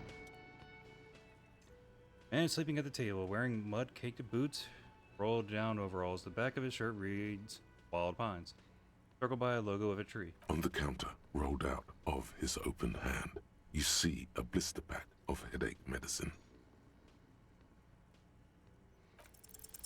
There is only one way to wake this bone idol from his slumber. Roar like a hurricane. Rip the buildings from the earth. Why the yelling, man? There's something, man. Slowly lifts his head and gives you a pensive look. He sounds terrible for 30. Looks like a Sow descendant. A lot of Sow dock workers around. You're alive. Looked out for the count. Long count there. Wait, what? I was just sleeping. What do you want, officer? Tell me about Wild Pines. Why are you sleeping here while the others are striking? Who's behind organizing the strike? How about the dead body in the yard? That's the name of my employer. I work in logistics. Oh, okay. Well, it makes sense why he's drinking then. He doesn't sound too enthusiastic about this. How's it going?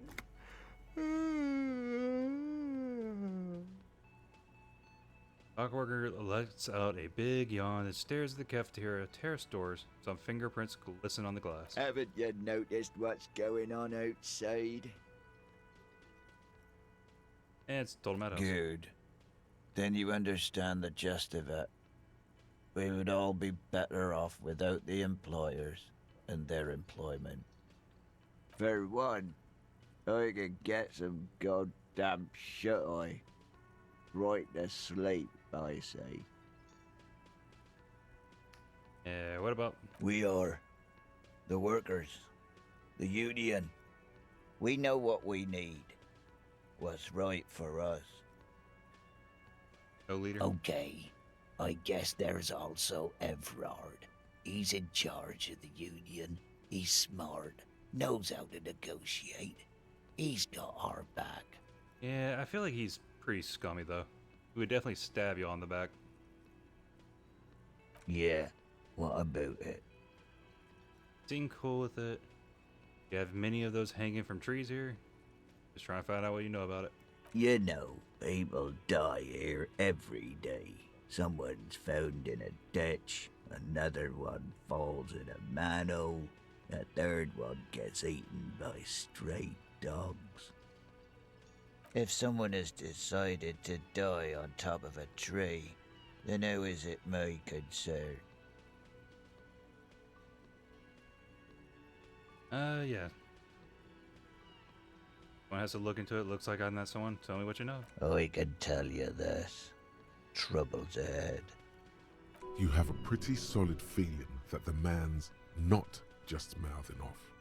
He's strong, but even he has reasons to be cautious here.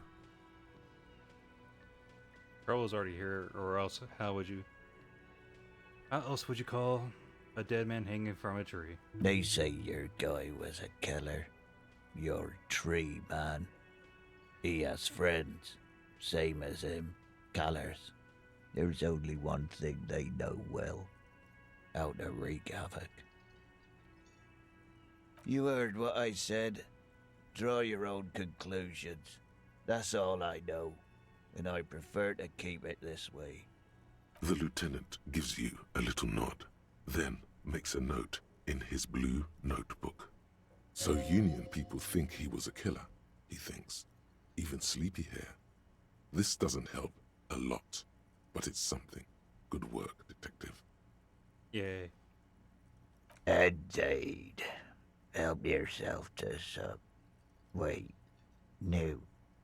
Oh, it's empty. Sorry about that, pal. Yeah, don't worry about it. Yeah, Nate well, that's why got he's sleeping. it. Majoret's got it. He's guarding the gate. Or just getting some sleep. Or was. The way he says measurehead implies ultimate trust in this head reckoner's physical prowess. The dock worker doesn't answer. His head is already back down on the table, in sweet sleep. I don't think they were super useful. That sugary black rum stain on the counter makes you teary-eyed with joy. It's almost touching how syrupy and sticky it is. How long have you been up already? Yeah, no. Oh, excuse me. Do you have something better to do than lust for sweet syrupy rum and lemonade? With a twist of lemon? Maybe lime. Maybe who cares? Just rum.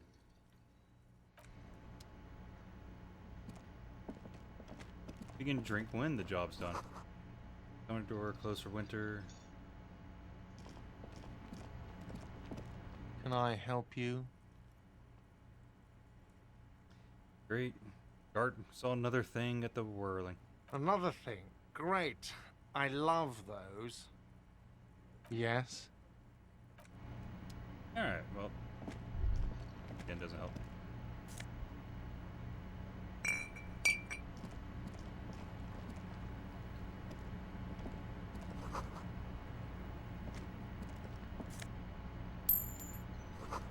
Aroma, spices, and alcohol, tomato hangs in the air. A thin man is smoking below an exhaust hood, occasionally sipping from his mug. This must be the Whirling's cook. As you step in, he nods toward the table and says something in a completely foreign language. The only words you can make out are Garancy and Quebec. It must be his name. Garancy. Garancy Quebec. Sounds representative. The man puts his cup down and replies something, his left hand drawing arcs in the air. I feel like we're not going to get anywhere there.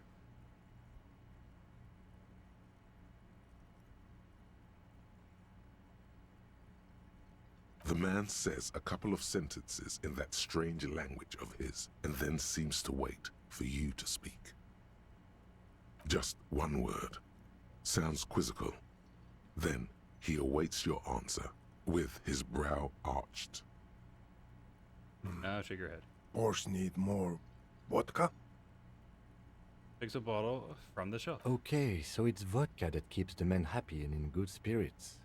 Clever move by the Union. Of course, vodka. Now that makes a very, very special borscht indeed. Turn it up and then ask for some yourself. Turning it up seems like a dangerous idea, honestly. The place is a powder keg.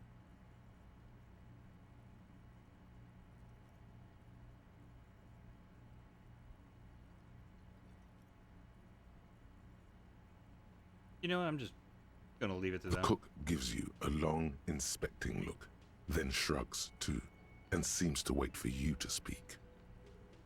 The mention of mañana gets his attention. He smiles and delivers a whole slew of unfamiliar words and lively gestures. Then he falls silent again. He smiles and bangs his ladle against each of his pots in turn. It's almost like music, especially with the sounds of assorted dishes boiling and simmering on the stove.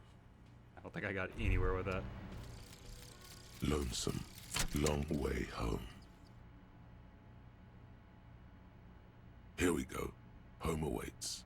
Walk past Station 41 and through the market, past the Boogie Street spearhead to the other side of the lake, the frozen eye at the center of the district.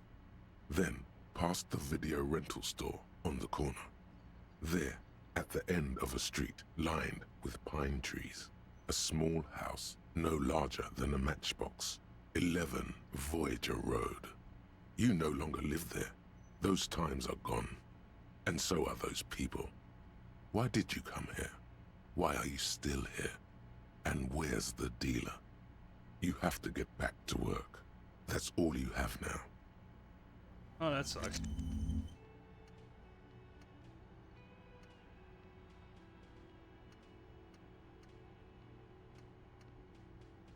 Am I only able to do a certain thing for this?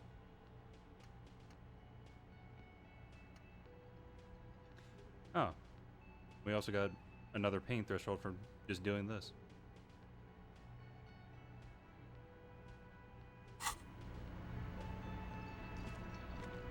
You see a heavy steel door with a prominent dimple lock. It's painted blue. You immediately feel drawn to the color. Blue is for mystery. You do? It's a door in the back of the kitchen. Why do you care where it leads? Drawn to this cobalt blue is part of the whirling in rags. Something about this place makes me want to know. Out of duty, I find something pertinent to the investigation. You're not sure. Yes. I suppose it's worth seeing if we can get in. Just to be thorough. As a side investigation. Gart is the person to ask about this. The cafeteria manager. I try to The push door does not budge. The cobalt blue surface feels rough to touch. The stainless steel door is flush with its frame on every side. I mean, if it becomes a task, I guess we do get EXP out of it. Can I help you? Another thing. Great. Oh, yes, that door, sure. There's nothing mysterious about it. It's just a door. You know what's behind it? Do you have... No, I don't have a key. I don't know how to get there. And I don't care either. It's not like I've been wondering about it for 10 years. It's just a frit warehouse, probably. Or some boring storage space with a bunch of old junk and dust. Junk and dust. Runs his finger across the counter, check for dirt. He's attempting to maintain an air of indifference. It's absolutely not convincing. Fine, okay, a little. But my job doesn't leave me time for wondering about one locked door in one of the cafeterias I manage. So I haven't opened it. I have cleaned the whole place 100 times over, though, after the animals. And I haven't found a key, so good luck with that. Yes?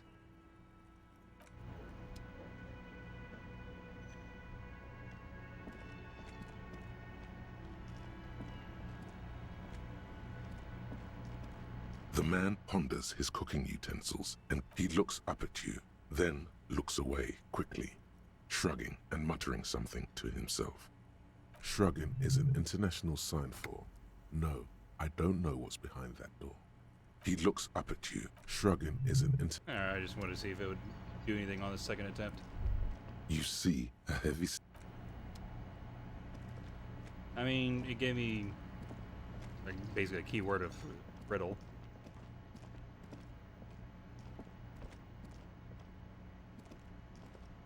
I just want to look at this. Can we do that? There we go. Big old karaoke mic. Waiting for someone to sing into it. Where your lyrics would be. Got it. But it wasn't important.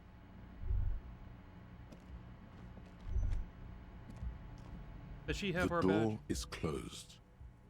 There is no answer. You hear the shower being turned on. Somewhere inside. A tremendous loneliness comes over you. Everybody in the world is doing something without you. The door is closed. Still no answer. Still nothing. The lieutenant gives you a quick glance. You should punch a fucking hole in it. The murmur in your ears recedes slowly. Your breathing normalizes. That's one lucky door. I think that would just increase the cost of things that we have to pay for.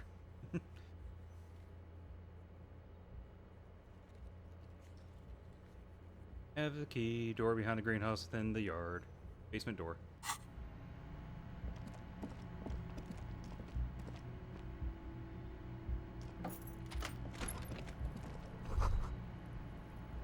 Kim tries now to look down at your broken Kim bathroom also door. tries not to look at the pile of taped viscera on the carpet, or the weird suitcase on the hat rack, or the pot. He nods. Ah, should've let him finish. Yeah. No problem, officer. Takes a step forward toward the door, like he'd like to leave. Yeah, I bet. The bed is cold and not particularly inviting, but it's yours. The sheets look awful. The option to go to sleep becomes available every night after 9 p.m.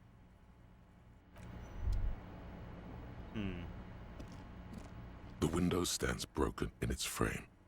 Cold wind blows in. A mirror hangs on the bathroom wall. In it, your face, adorned with the expression. Oh, I like the expression. You look so happy.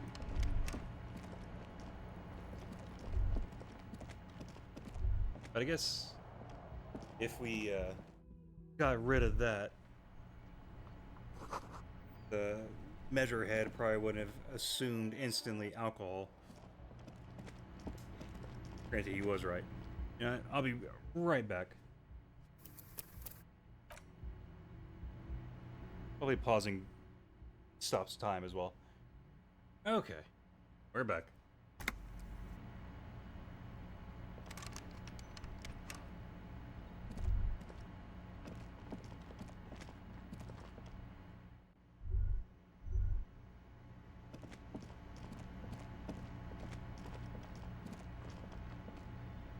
Hello again, sweetie.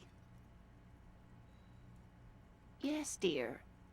I'm a paraplegic. A paraplegic is someone with limited or no ability to use the lower half of their body. Paraplegia is caused by spinal cord injuries, like falling from a great height, or a grenade explosion. No problem. Did you know smiling up at you from behind her glasses?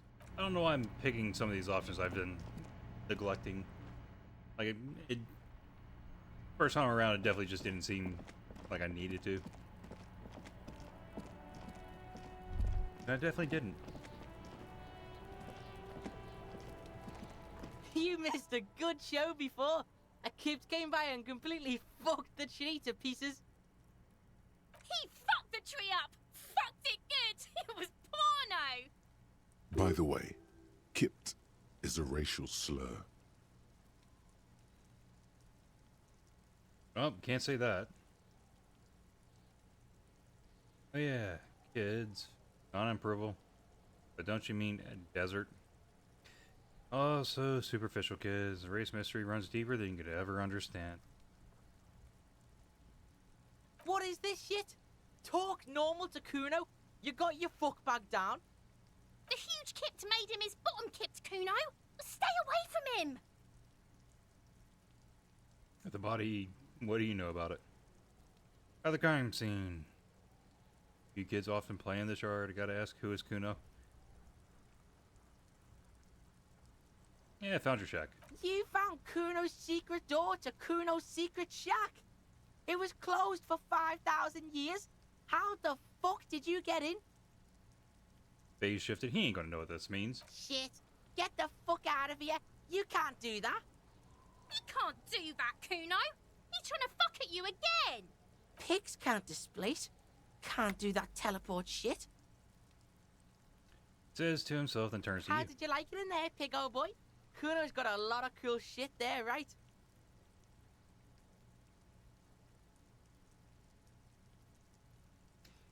We'll ask about the tube. It's a vitamin, pig. Don't you know anything? Looks at you like you just pointed at the sun and asked what it was. Yeah, it's the mag. You fucking need that shit to stay on top of your game.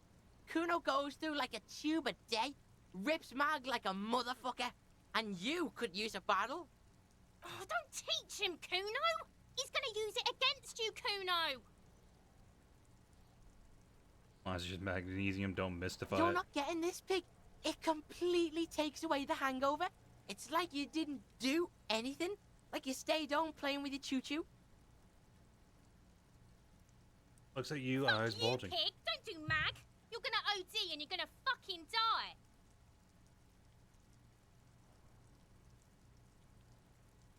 Good call, Pigmeister.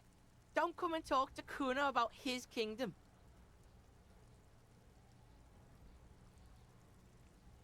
Yeah, Right, just- pig. I don't This know is why I'm where talking to him. Kuno plays with his little wooden choo-choo. What do you want with it?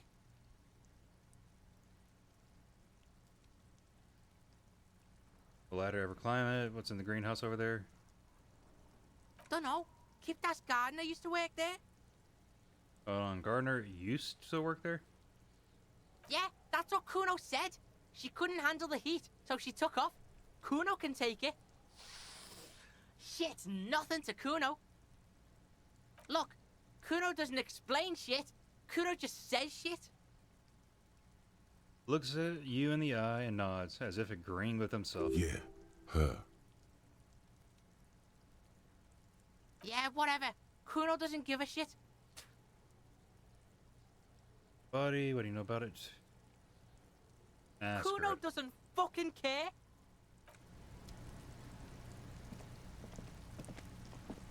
The corpse can't we just lies beat 'em? on the ground among the remains of an absolutely demolished pinewood branch. It's gently laid on one side. Well, it's down. Mr. Measurehead has done a good job. Nothing is too broken or compromised. The victim is ready for a field autopsy.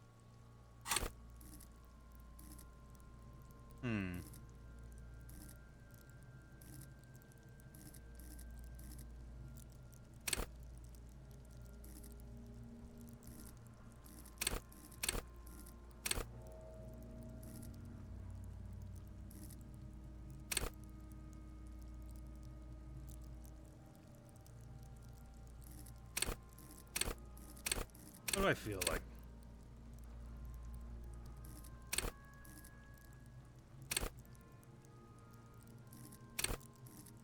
Hold yourself together, keep morale up. God, we need that.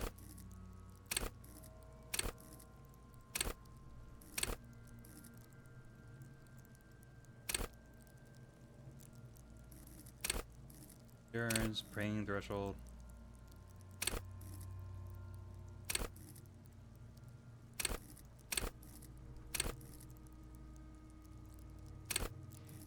Straighten your back. You know, gotta keep that in mind.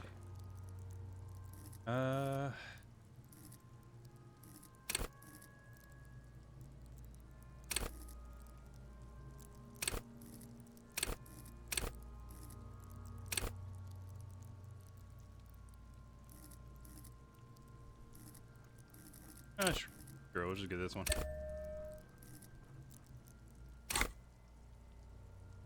Yes. 1. Investigation of the scene. 2. Initial examination of the victim. 3. Field autopsy. 4. Transportation of the body to the morgue. We are on number 3. The fuck are they on about? Cop's gonna cut his shit up.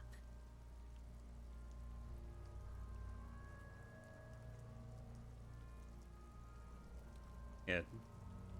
No, you and I are detectives. The honorary rank of detective signifies our ability to handle the entire incident chain, from autopsy to cleanup to social work, everything. Honorary rank? An honor and a burden attached to your rank once you've proven yourself able, usually after 5 to 8 years of field work. Mine is lieutenant detective. Yeah, I don't feel like You a are. detective. Your station would not have assigned you on this case if you weren't. Now, the way I see it,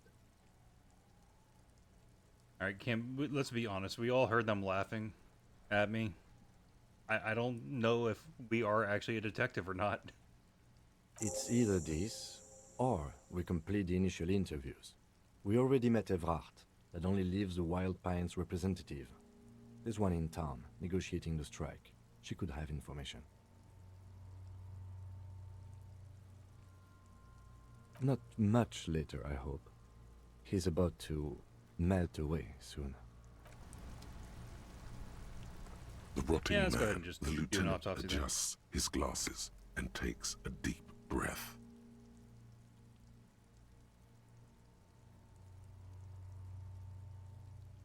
Come on, officer. You know what a field autopsy is. You've done 100 of them. You have another pair of gloves? Unfortunately, no. Need a pair then. Can we turn to this shortly? We have to go. We have glove hunting to do. Let's not go glove hunting, please. Let's use division of labor.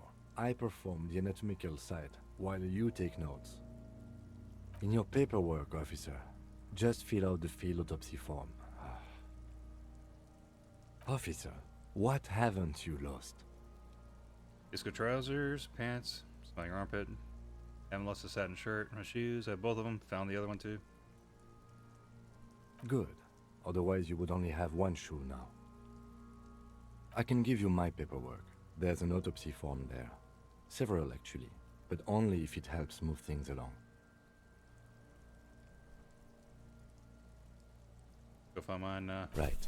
The autopsy form is near the end. The dead man stares in silence as you crack open the ledger. The bright red paper is covered in boxes and lists, describing the condition of his skin and organs in 3 parts. Above those, an 11-field info form needs filling out first. It begins with... Yeah, 1. That's you. Yep, area The corpse is indifferent to your scribblings, just lies there. The next box says... Coroner's case number. KK57-0803.0815. Next. Name. NA. Next. NA. Roughly 50. Dry 40. The damage is so extensive, it's better to err on the young side.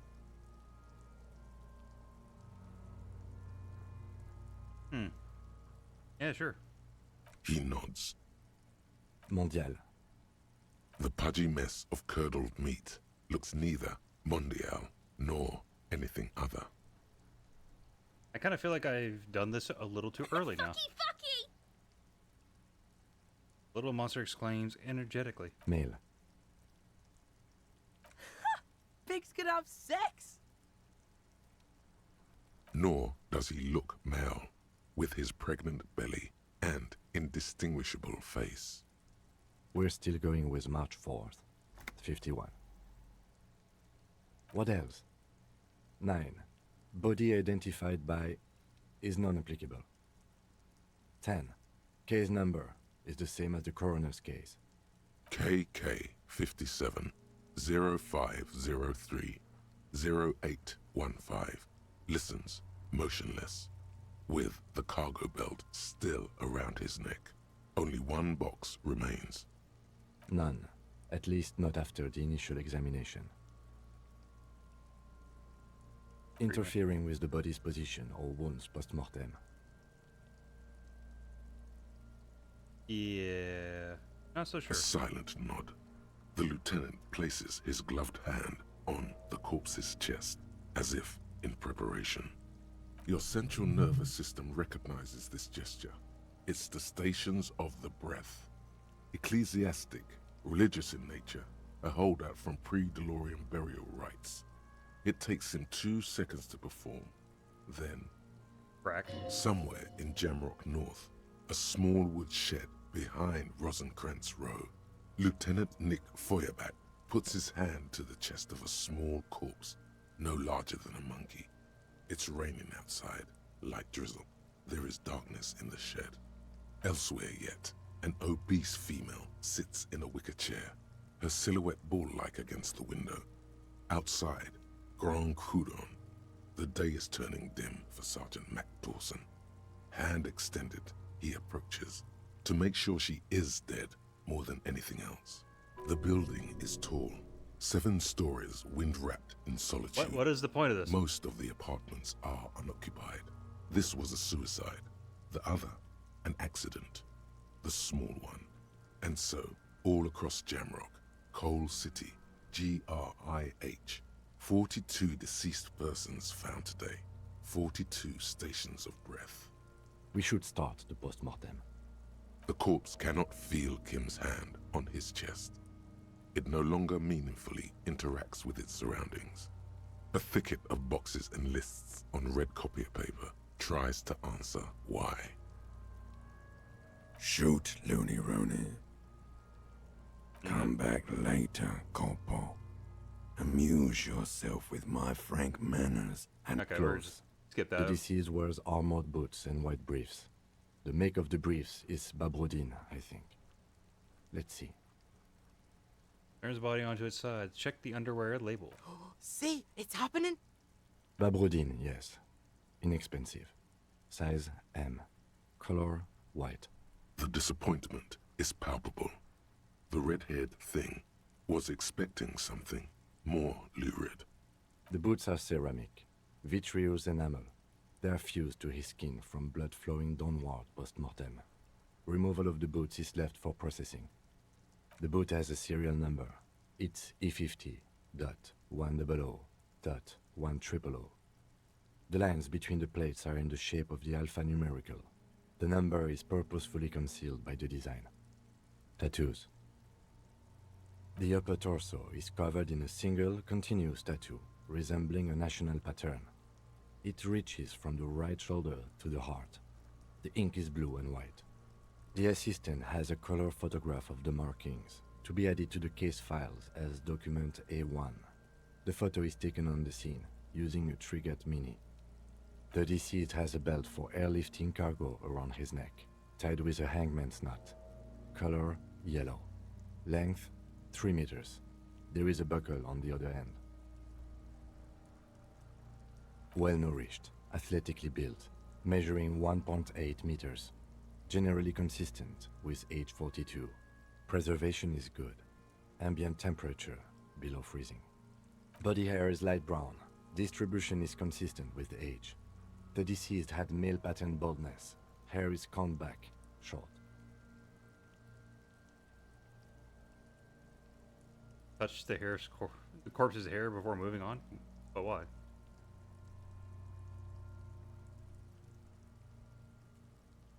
Lividity is consistent with hanging. The head is congested. Contusions are present on the head, chest, and thighs. Consistent with stones thrown post-mortem. Low velocity. Fucking low velocity? You think Kuno doesn't know what you're talking about? Velocity was fucking max. Talking shit about Kuno's velocity. In addition, there are bite marks on the face, scalp, and chest. Consistent with predation. Ligature mark. The lieutenant produces a small folding knife, with the other hand pulling on the belt. He starts cutting into the polyester. The stench is horrid. After a while, it's obvious the material cannot be cut. The steel wiring. There's too much of it. We need to remove the belt so we can get to the ligature mark. Yeah, may I try? It's no use. We should get chain cutters. You can try with them. I have a pair in the toolbox of my kinema. Damn corpse. We had a good rhythm going. Dan gets up and brushes his pants. I actually did leave that in the car. I kept the other stuff though.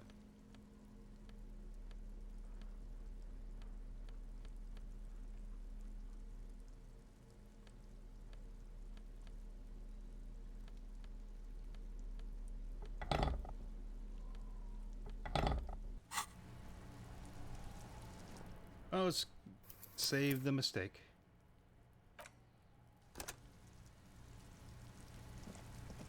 And again, it is so far zoomed in, and I do not have mouse wheel to easily zoom out.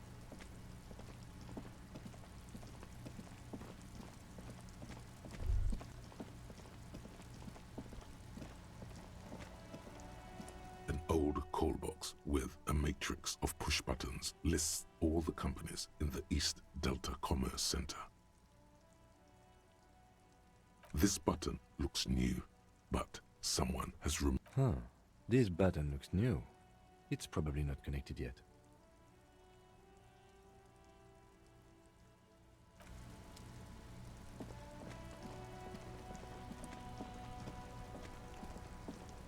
It's raining again.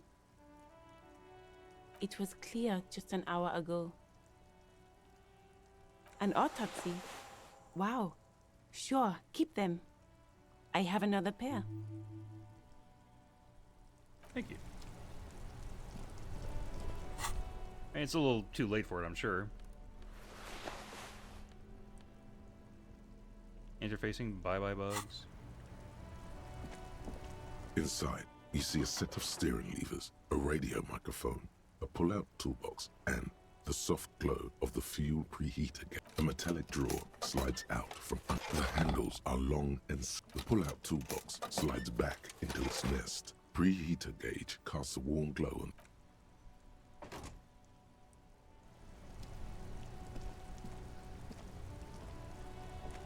Yes?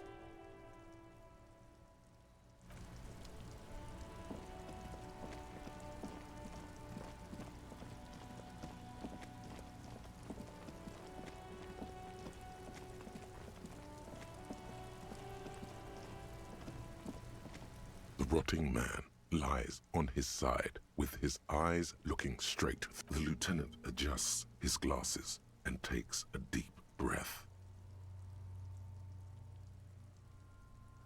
Mm-hmm.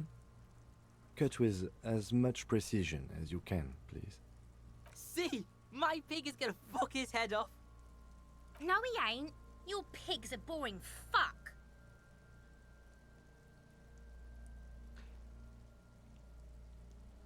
Look for a good spot to cut. Yeah. The belt is equally tight around the whole circumference of his neck, swelling over the edges like white bread rising from the east. You jam the cutters right under the knot. That seems like a smart idea. Yeah, somewhere there. Already they're buried deep in the man's flesh. Then you rotate them to get a better hold. Then the lieutenant looks by, somewhat worried as you summon power words to your aid.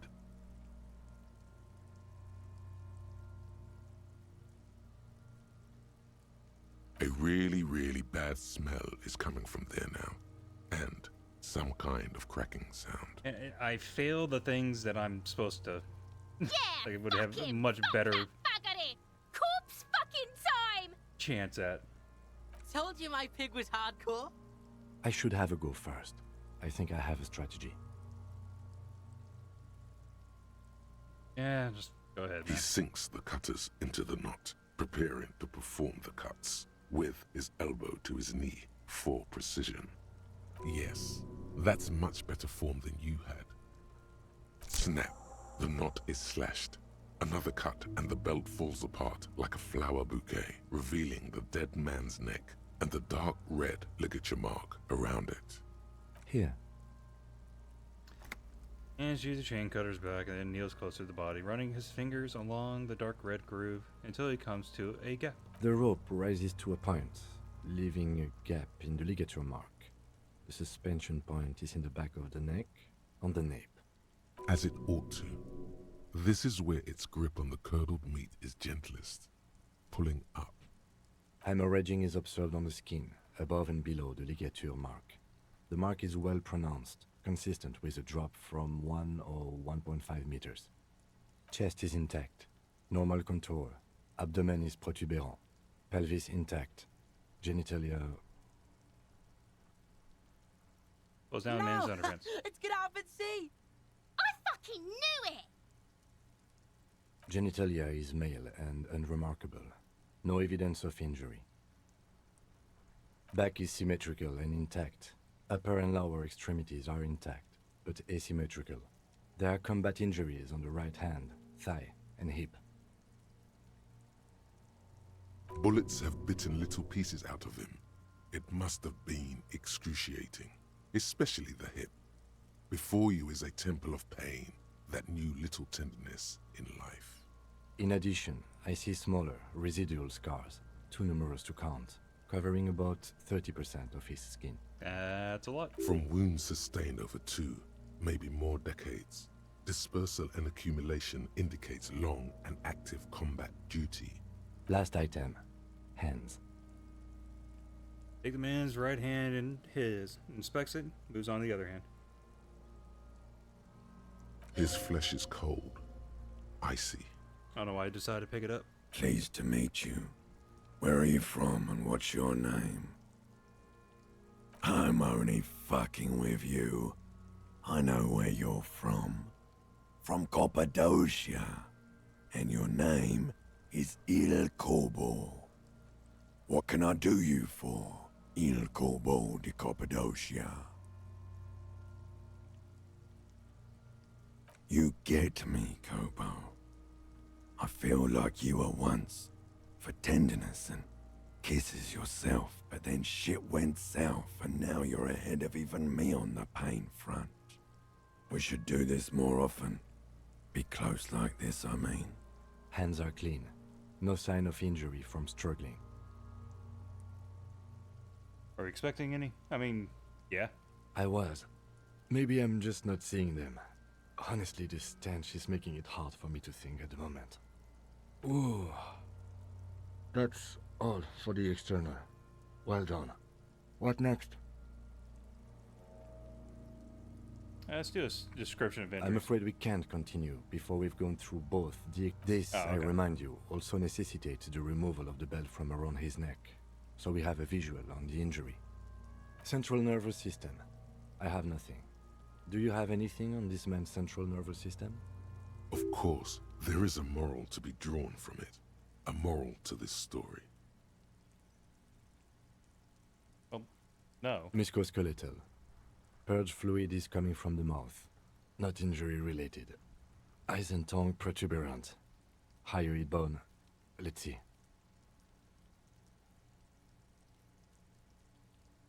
With his eyes almost closed, the lieutenant puts his hand on the dead man's throat and begins to massage it, gently. A rotting smell erupts from the mouth. Purge fluid runs down his lips, black and viscous. Yeah, that's gross. Yeah, jack that fucker off! The hyoid bone is fractured.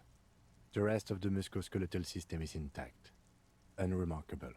Respiratory system. Back hunched, as if in prayer, he begins to pry open the dead man's jaws. He stops to exert more force. Both hands are used. Oral cavity shows no lesions. The victim has received dental implants, possibly after a combat wound. Mouth swollen. Hemorrhaging present in mucosa of the lips and mouth. No scream, no sigh of relief rises from the darkness inside. It's humid there. Sickly sweet air, unlike anything living. You feel like you're about to throw up again, straight in that mouth of his. No, you don't. You can keep it in. You can keep anything in. I don't feel like there's a point to doing that. So.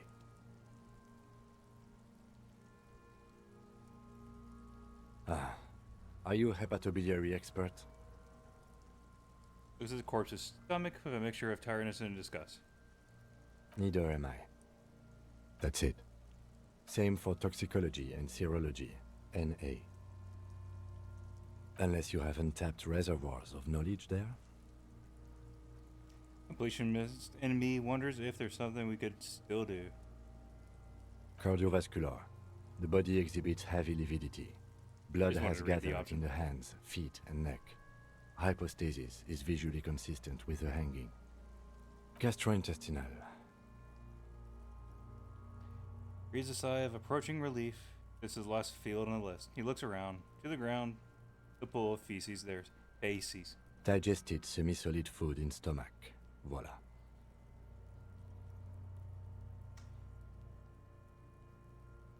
Write it down. Keep the voila. Omit the voila. What's next on the list? Let's see. We have bite marks, contusions on the head and chest, and a ligature mark encircling the neck. You'll need 3 fields. Leave a 4th one too. How about the injuries we have inflicted? Oh, that would be us, isn't it?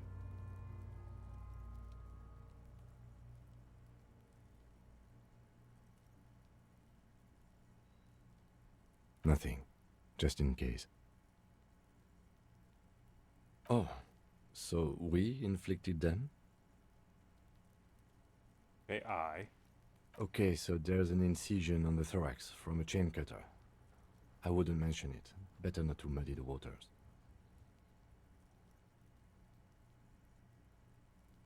See? These pigs are fucking corrupt. Why don't you fuck him if you love him so much? Now, injuries. Head, chest and scalp bite mark injuries.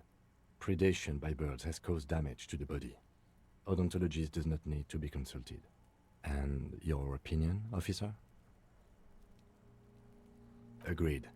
Next injury? So, the scalp bleeds from a post-mortem head injury, a stone.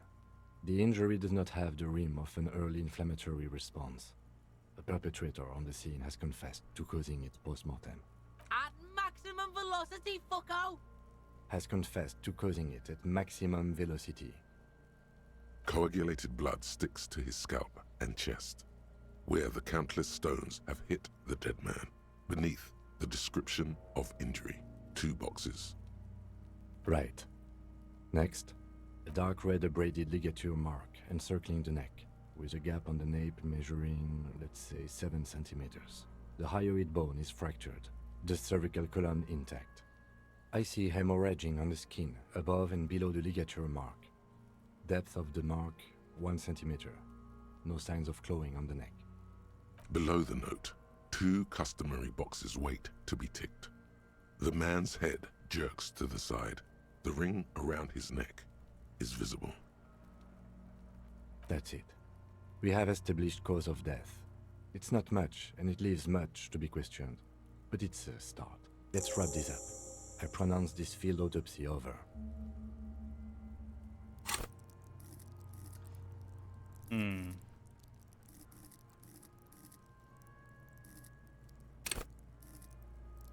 You know, yeah, we're gonna get that one up.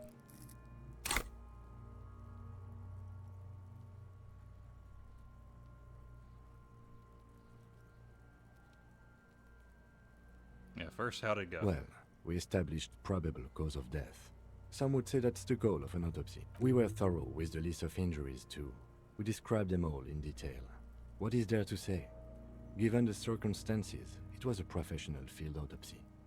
Oh yeah, well done, Master Detective. Maybe a drink is in order? But now? Now we put him in a body bag and I drive him to Faubourg for processing. The lieutenant looks at the dead man one more time, then at his notebook, then at the corpse again. I'm sure we didn't get everything. There's always something. Yeah, alright, let's do it. What's the worst that can happen? You run your hands over the victim's cold body, his limbs, his torso with its swollen organs. Maybe you should be more thorough. You pull down his breeches. Marbling is present around the crotch. The penis has shrunk, crawling halfway back inside him. There is nothing mysterious or noteworthy here. Can't get enough of that dick. Do you think we missed something? You can't shake the feeling that there are more secrets concealed in the flesh before you. Gut feeling. Okay, well, we are in livor mortis here. He is disintegrating. We need to refrigerate the body if we want to conduct another examination, and we need to do it fast. It would have to be industrial in size. Let's start by asking Gart at the Whirling in Rags and the Fritz store down at the gates. If they don't know, but only if all else fails. Fuck are you looking at, being old man? You want a piece of the Kuno? Wanna get fucked? Only if all else fails. This is one task we cannot sideline. With every hour, whatever we are looking for will become harder to find. The man is decomposing visibly now. Every hour, he looks less like a creature and more like a pile of intestines. The lieutenant adjusts his glasses and takes a deep breath.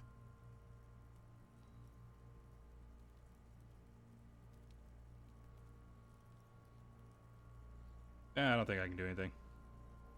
If you think so, officer, I'm not going to object. I need a little help for carrying him to the holding pen of my kinema. I'll take it from there. It's too late to take him into processing today. I'll take him first thing tomorrow. Pulls the black plastic over the dead man's face. Oh, now it feels like I should have kept it. Find it frozen somewhere. Yes? What do you want to know? No, it's not a particularly mysterious case. Yeah, why not? The deceased is a security guard for a corporation involved in a labor dispute. It doesn't take a DeLorean polymath to put the pieces together. I just don't see the case getting more mysterious than that. Supernatural, nah. White male in his 40s, what more do you need? Personally, I think disputes are very mysterious. Okay, so this case probably isn't mysterious, but could it be sexy?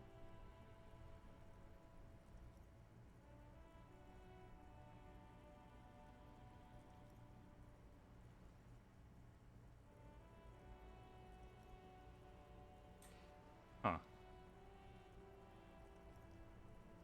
Then you are in luck, because we are in the midst of a major strike by the dock workers union. Maybe more than that.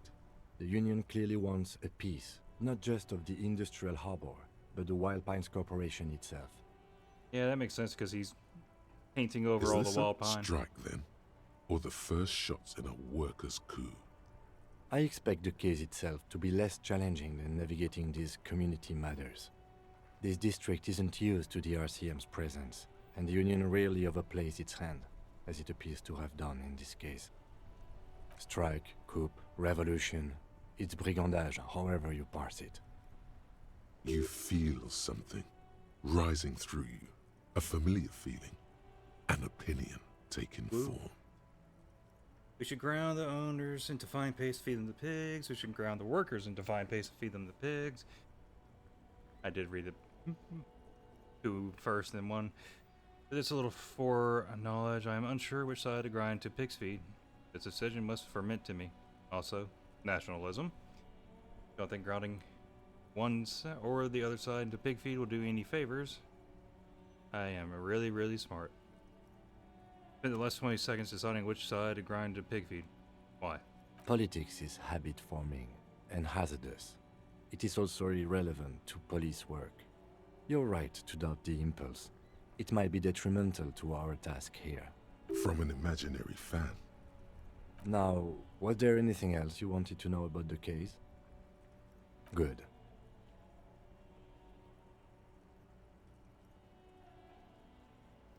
Yeah, let's talk about him Me? for now.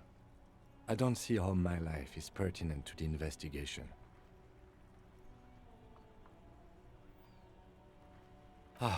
If you insist. What do you want to know? You ever talk with yourself? What do you mean? I have no idea what you're talking about. The lieutenant's conceptualization skills must be rather rudimentary. The lieutenant is a police officer of the old school. His concerns are material and extrinsic. But this isn't an old school case. So how do you know to have this out of your head? So you're saying your brain never just chimes in with advice or warnings or anything? So what? That makes you the new school? God spare us. You didn't like that. For real detective work, nothing beats a good notebook by your side. The lieutenant produces his small blue notebook and idly thumbs through a few pages. We all have our different mediums. His is written. You're super lucid, yet psychedelic. You don't need office supplies to connect to your nervous system. You're special. No. Yeah, fair enough.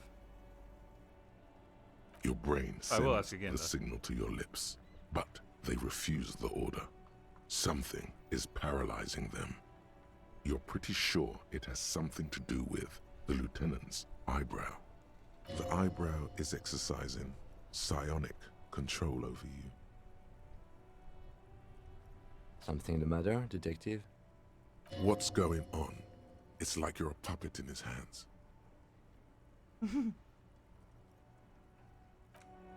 Give up, there's nothing you can do. The lieutenant relaxes his eyebrow, and you seem to regain control of yourself. Good. Let's change the subject. Oh, I mean, what are we doing now? Inside, you see a set of steering levers, a radio microphone, a pull-out toolbox, and the soft glow of the fuel preheater gauge.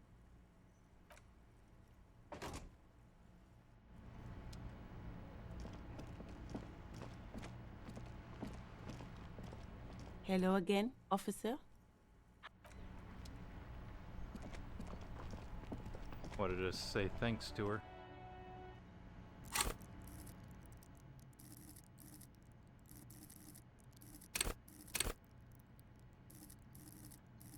We needed a crap ton of authority if we wanted to get a secret.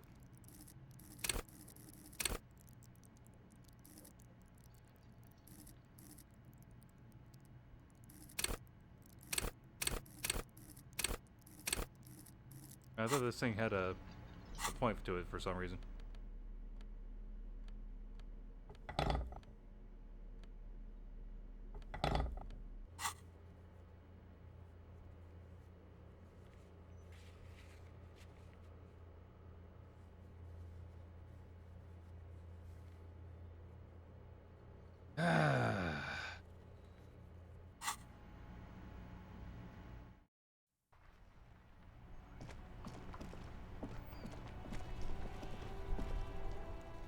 Okay.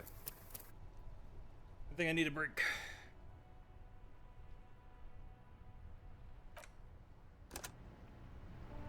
And I feel like I did a lot of things I probably wouldn't have actually wanted to do at that point in time. The sonic force across the pavement like an eggshell. Guess I gotta explore more. Definitely gotta find the badge.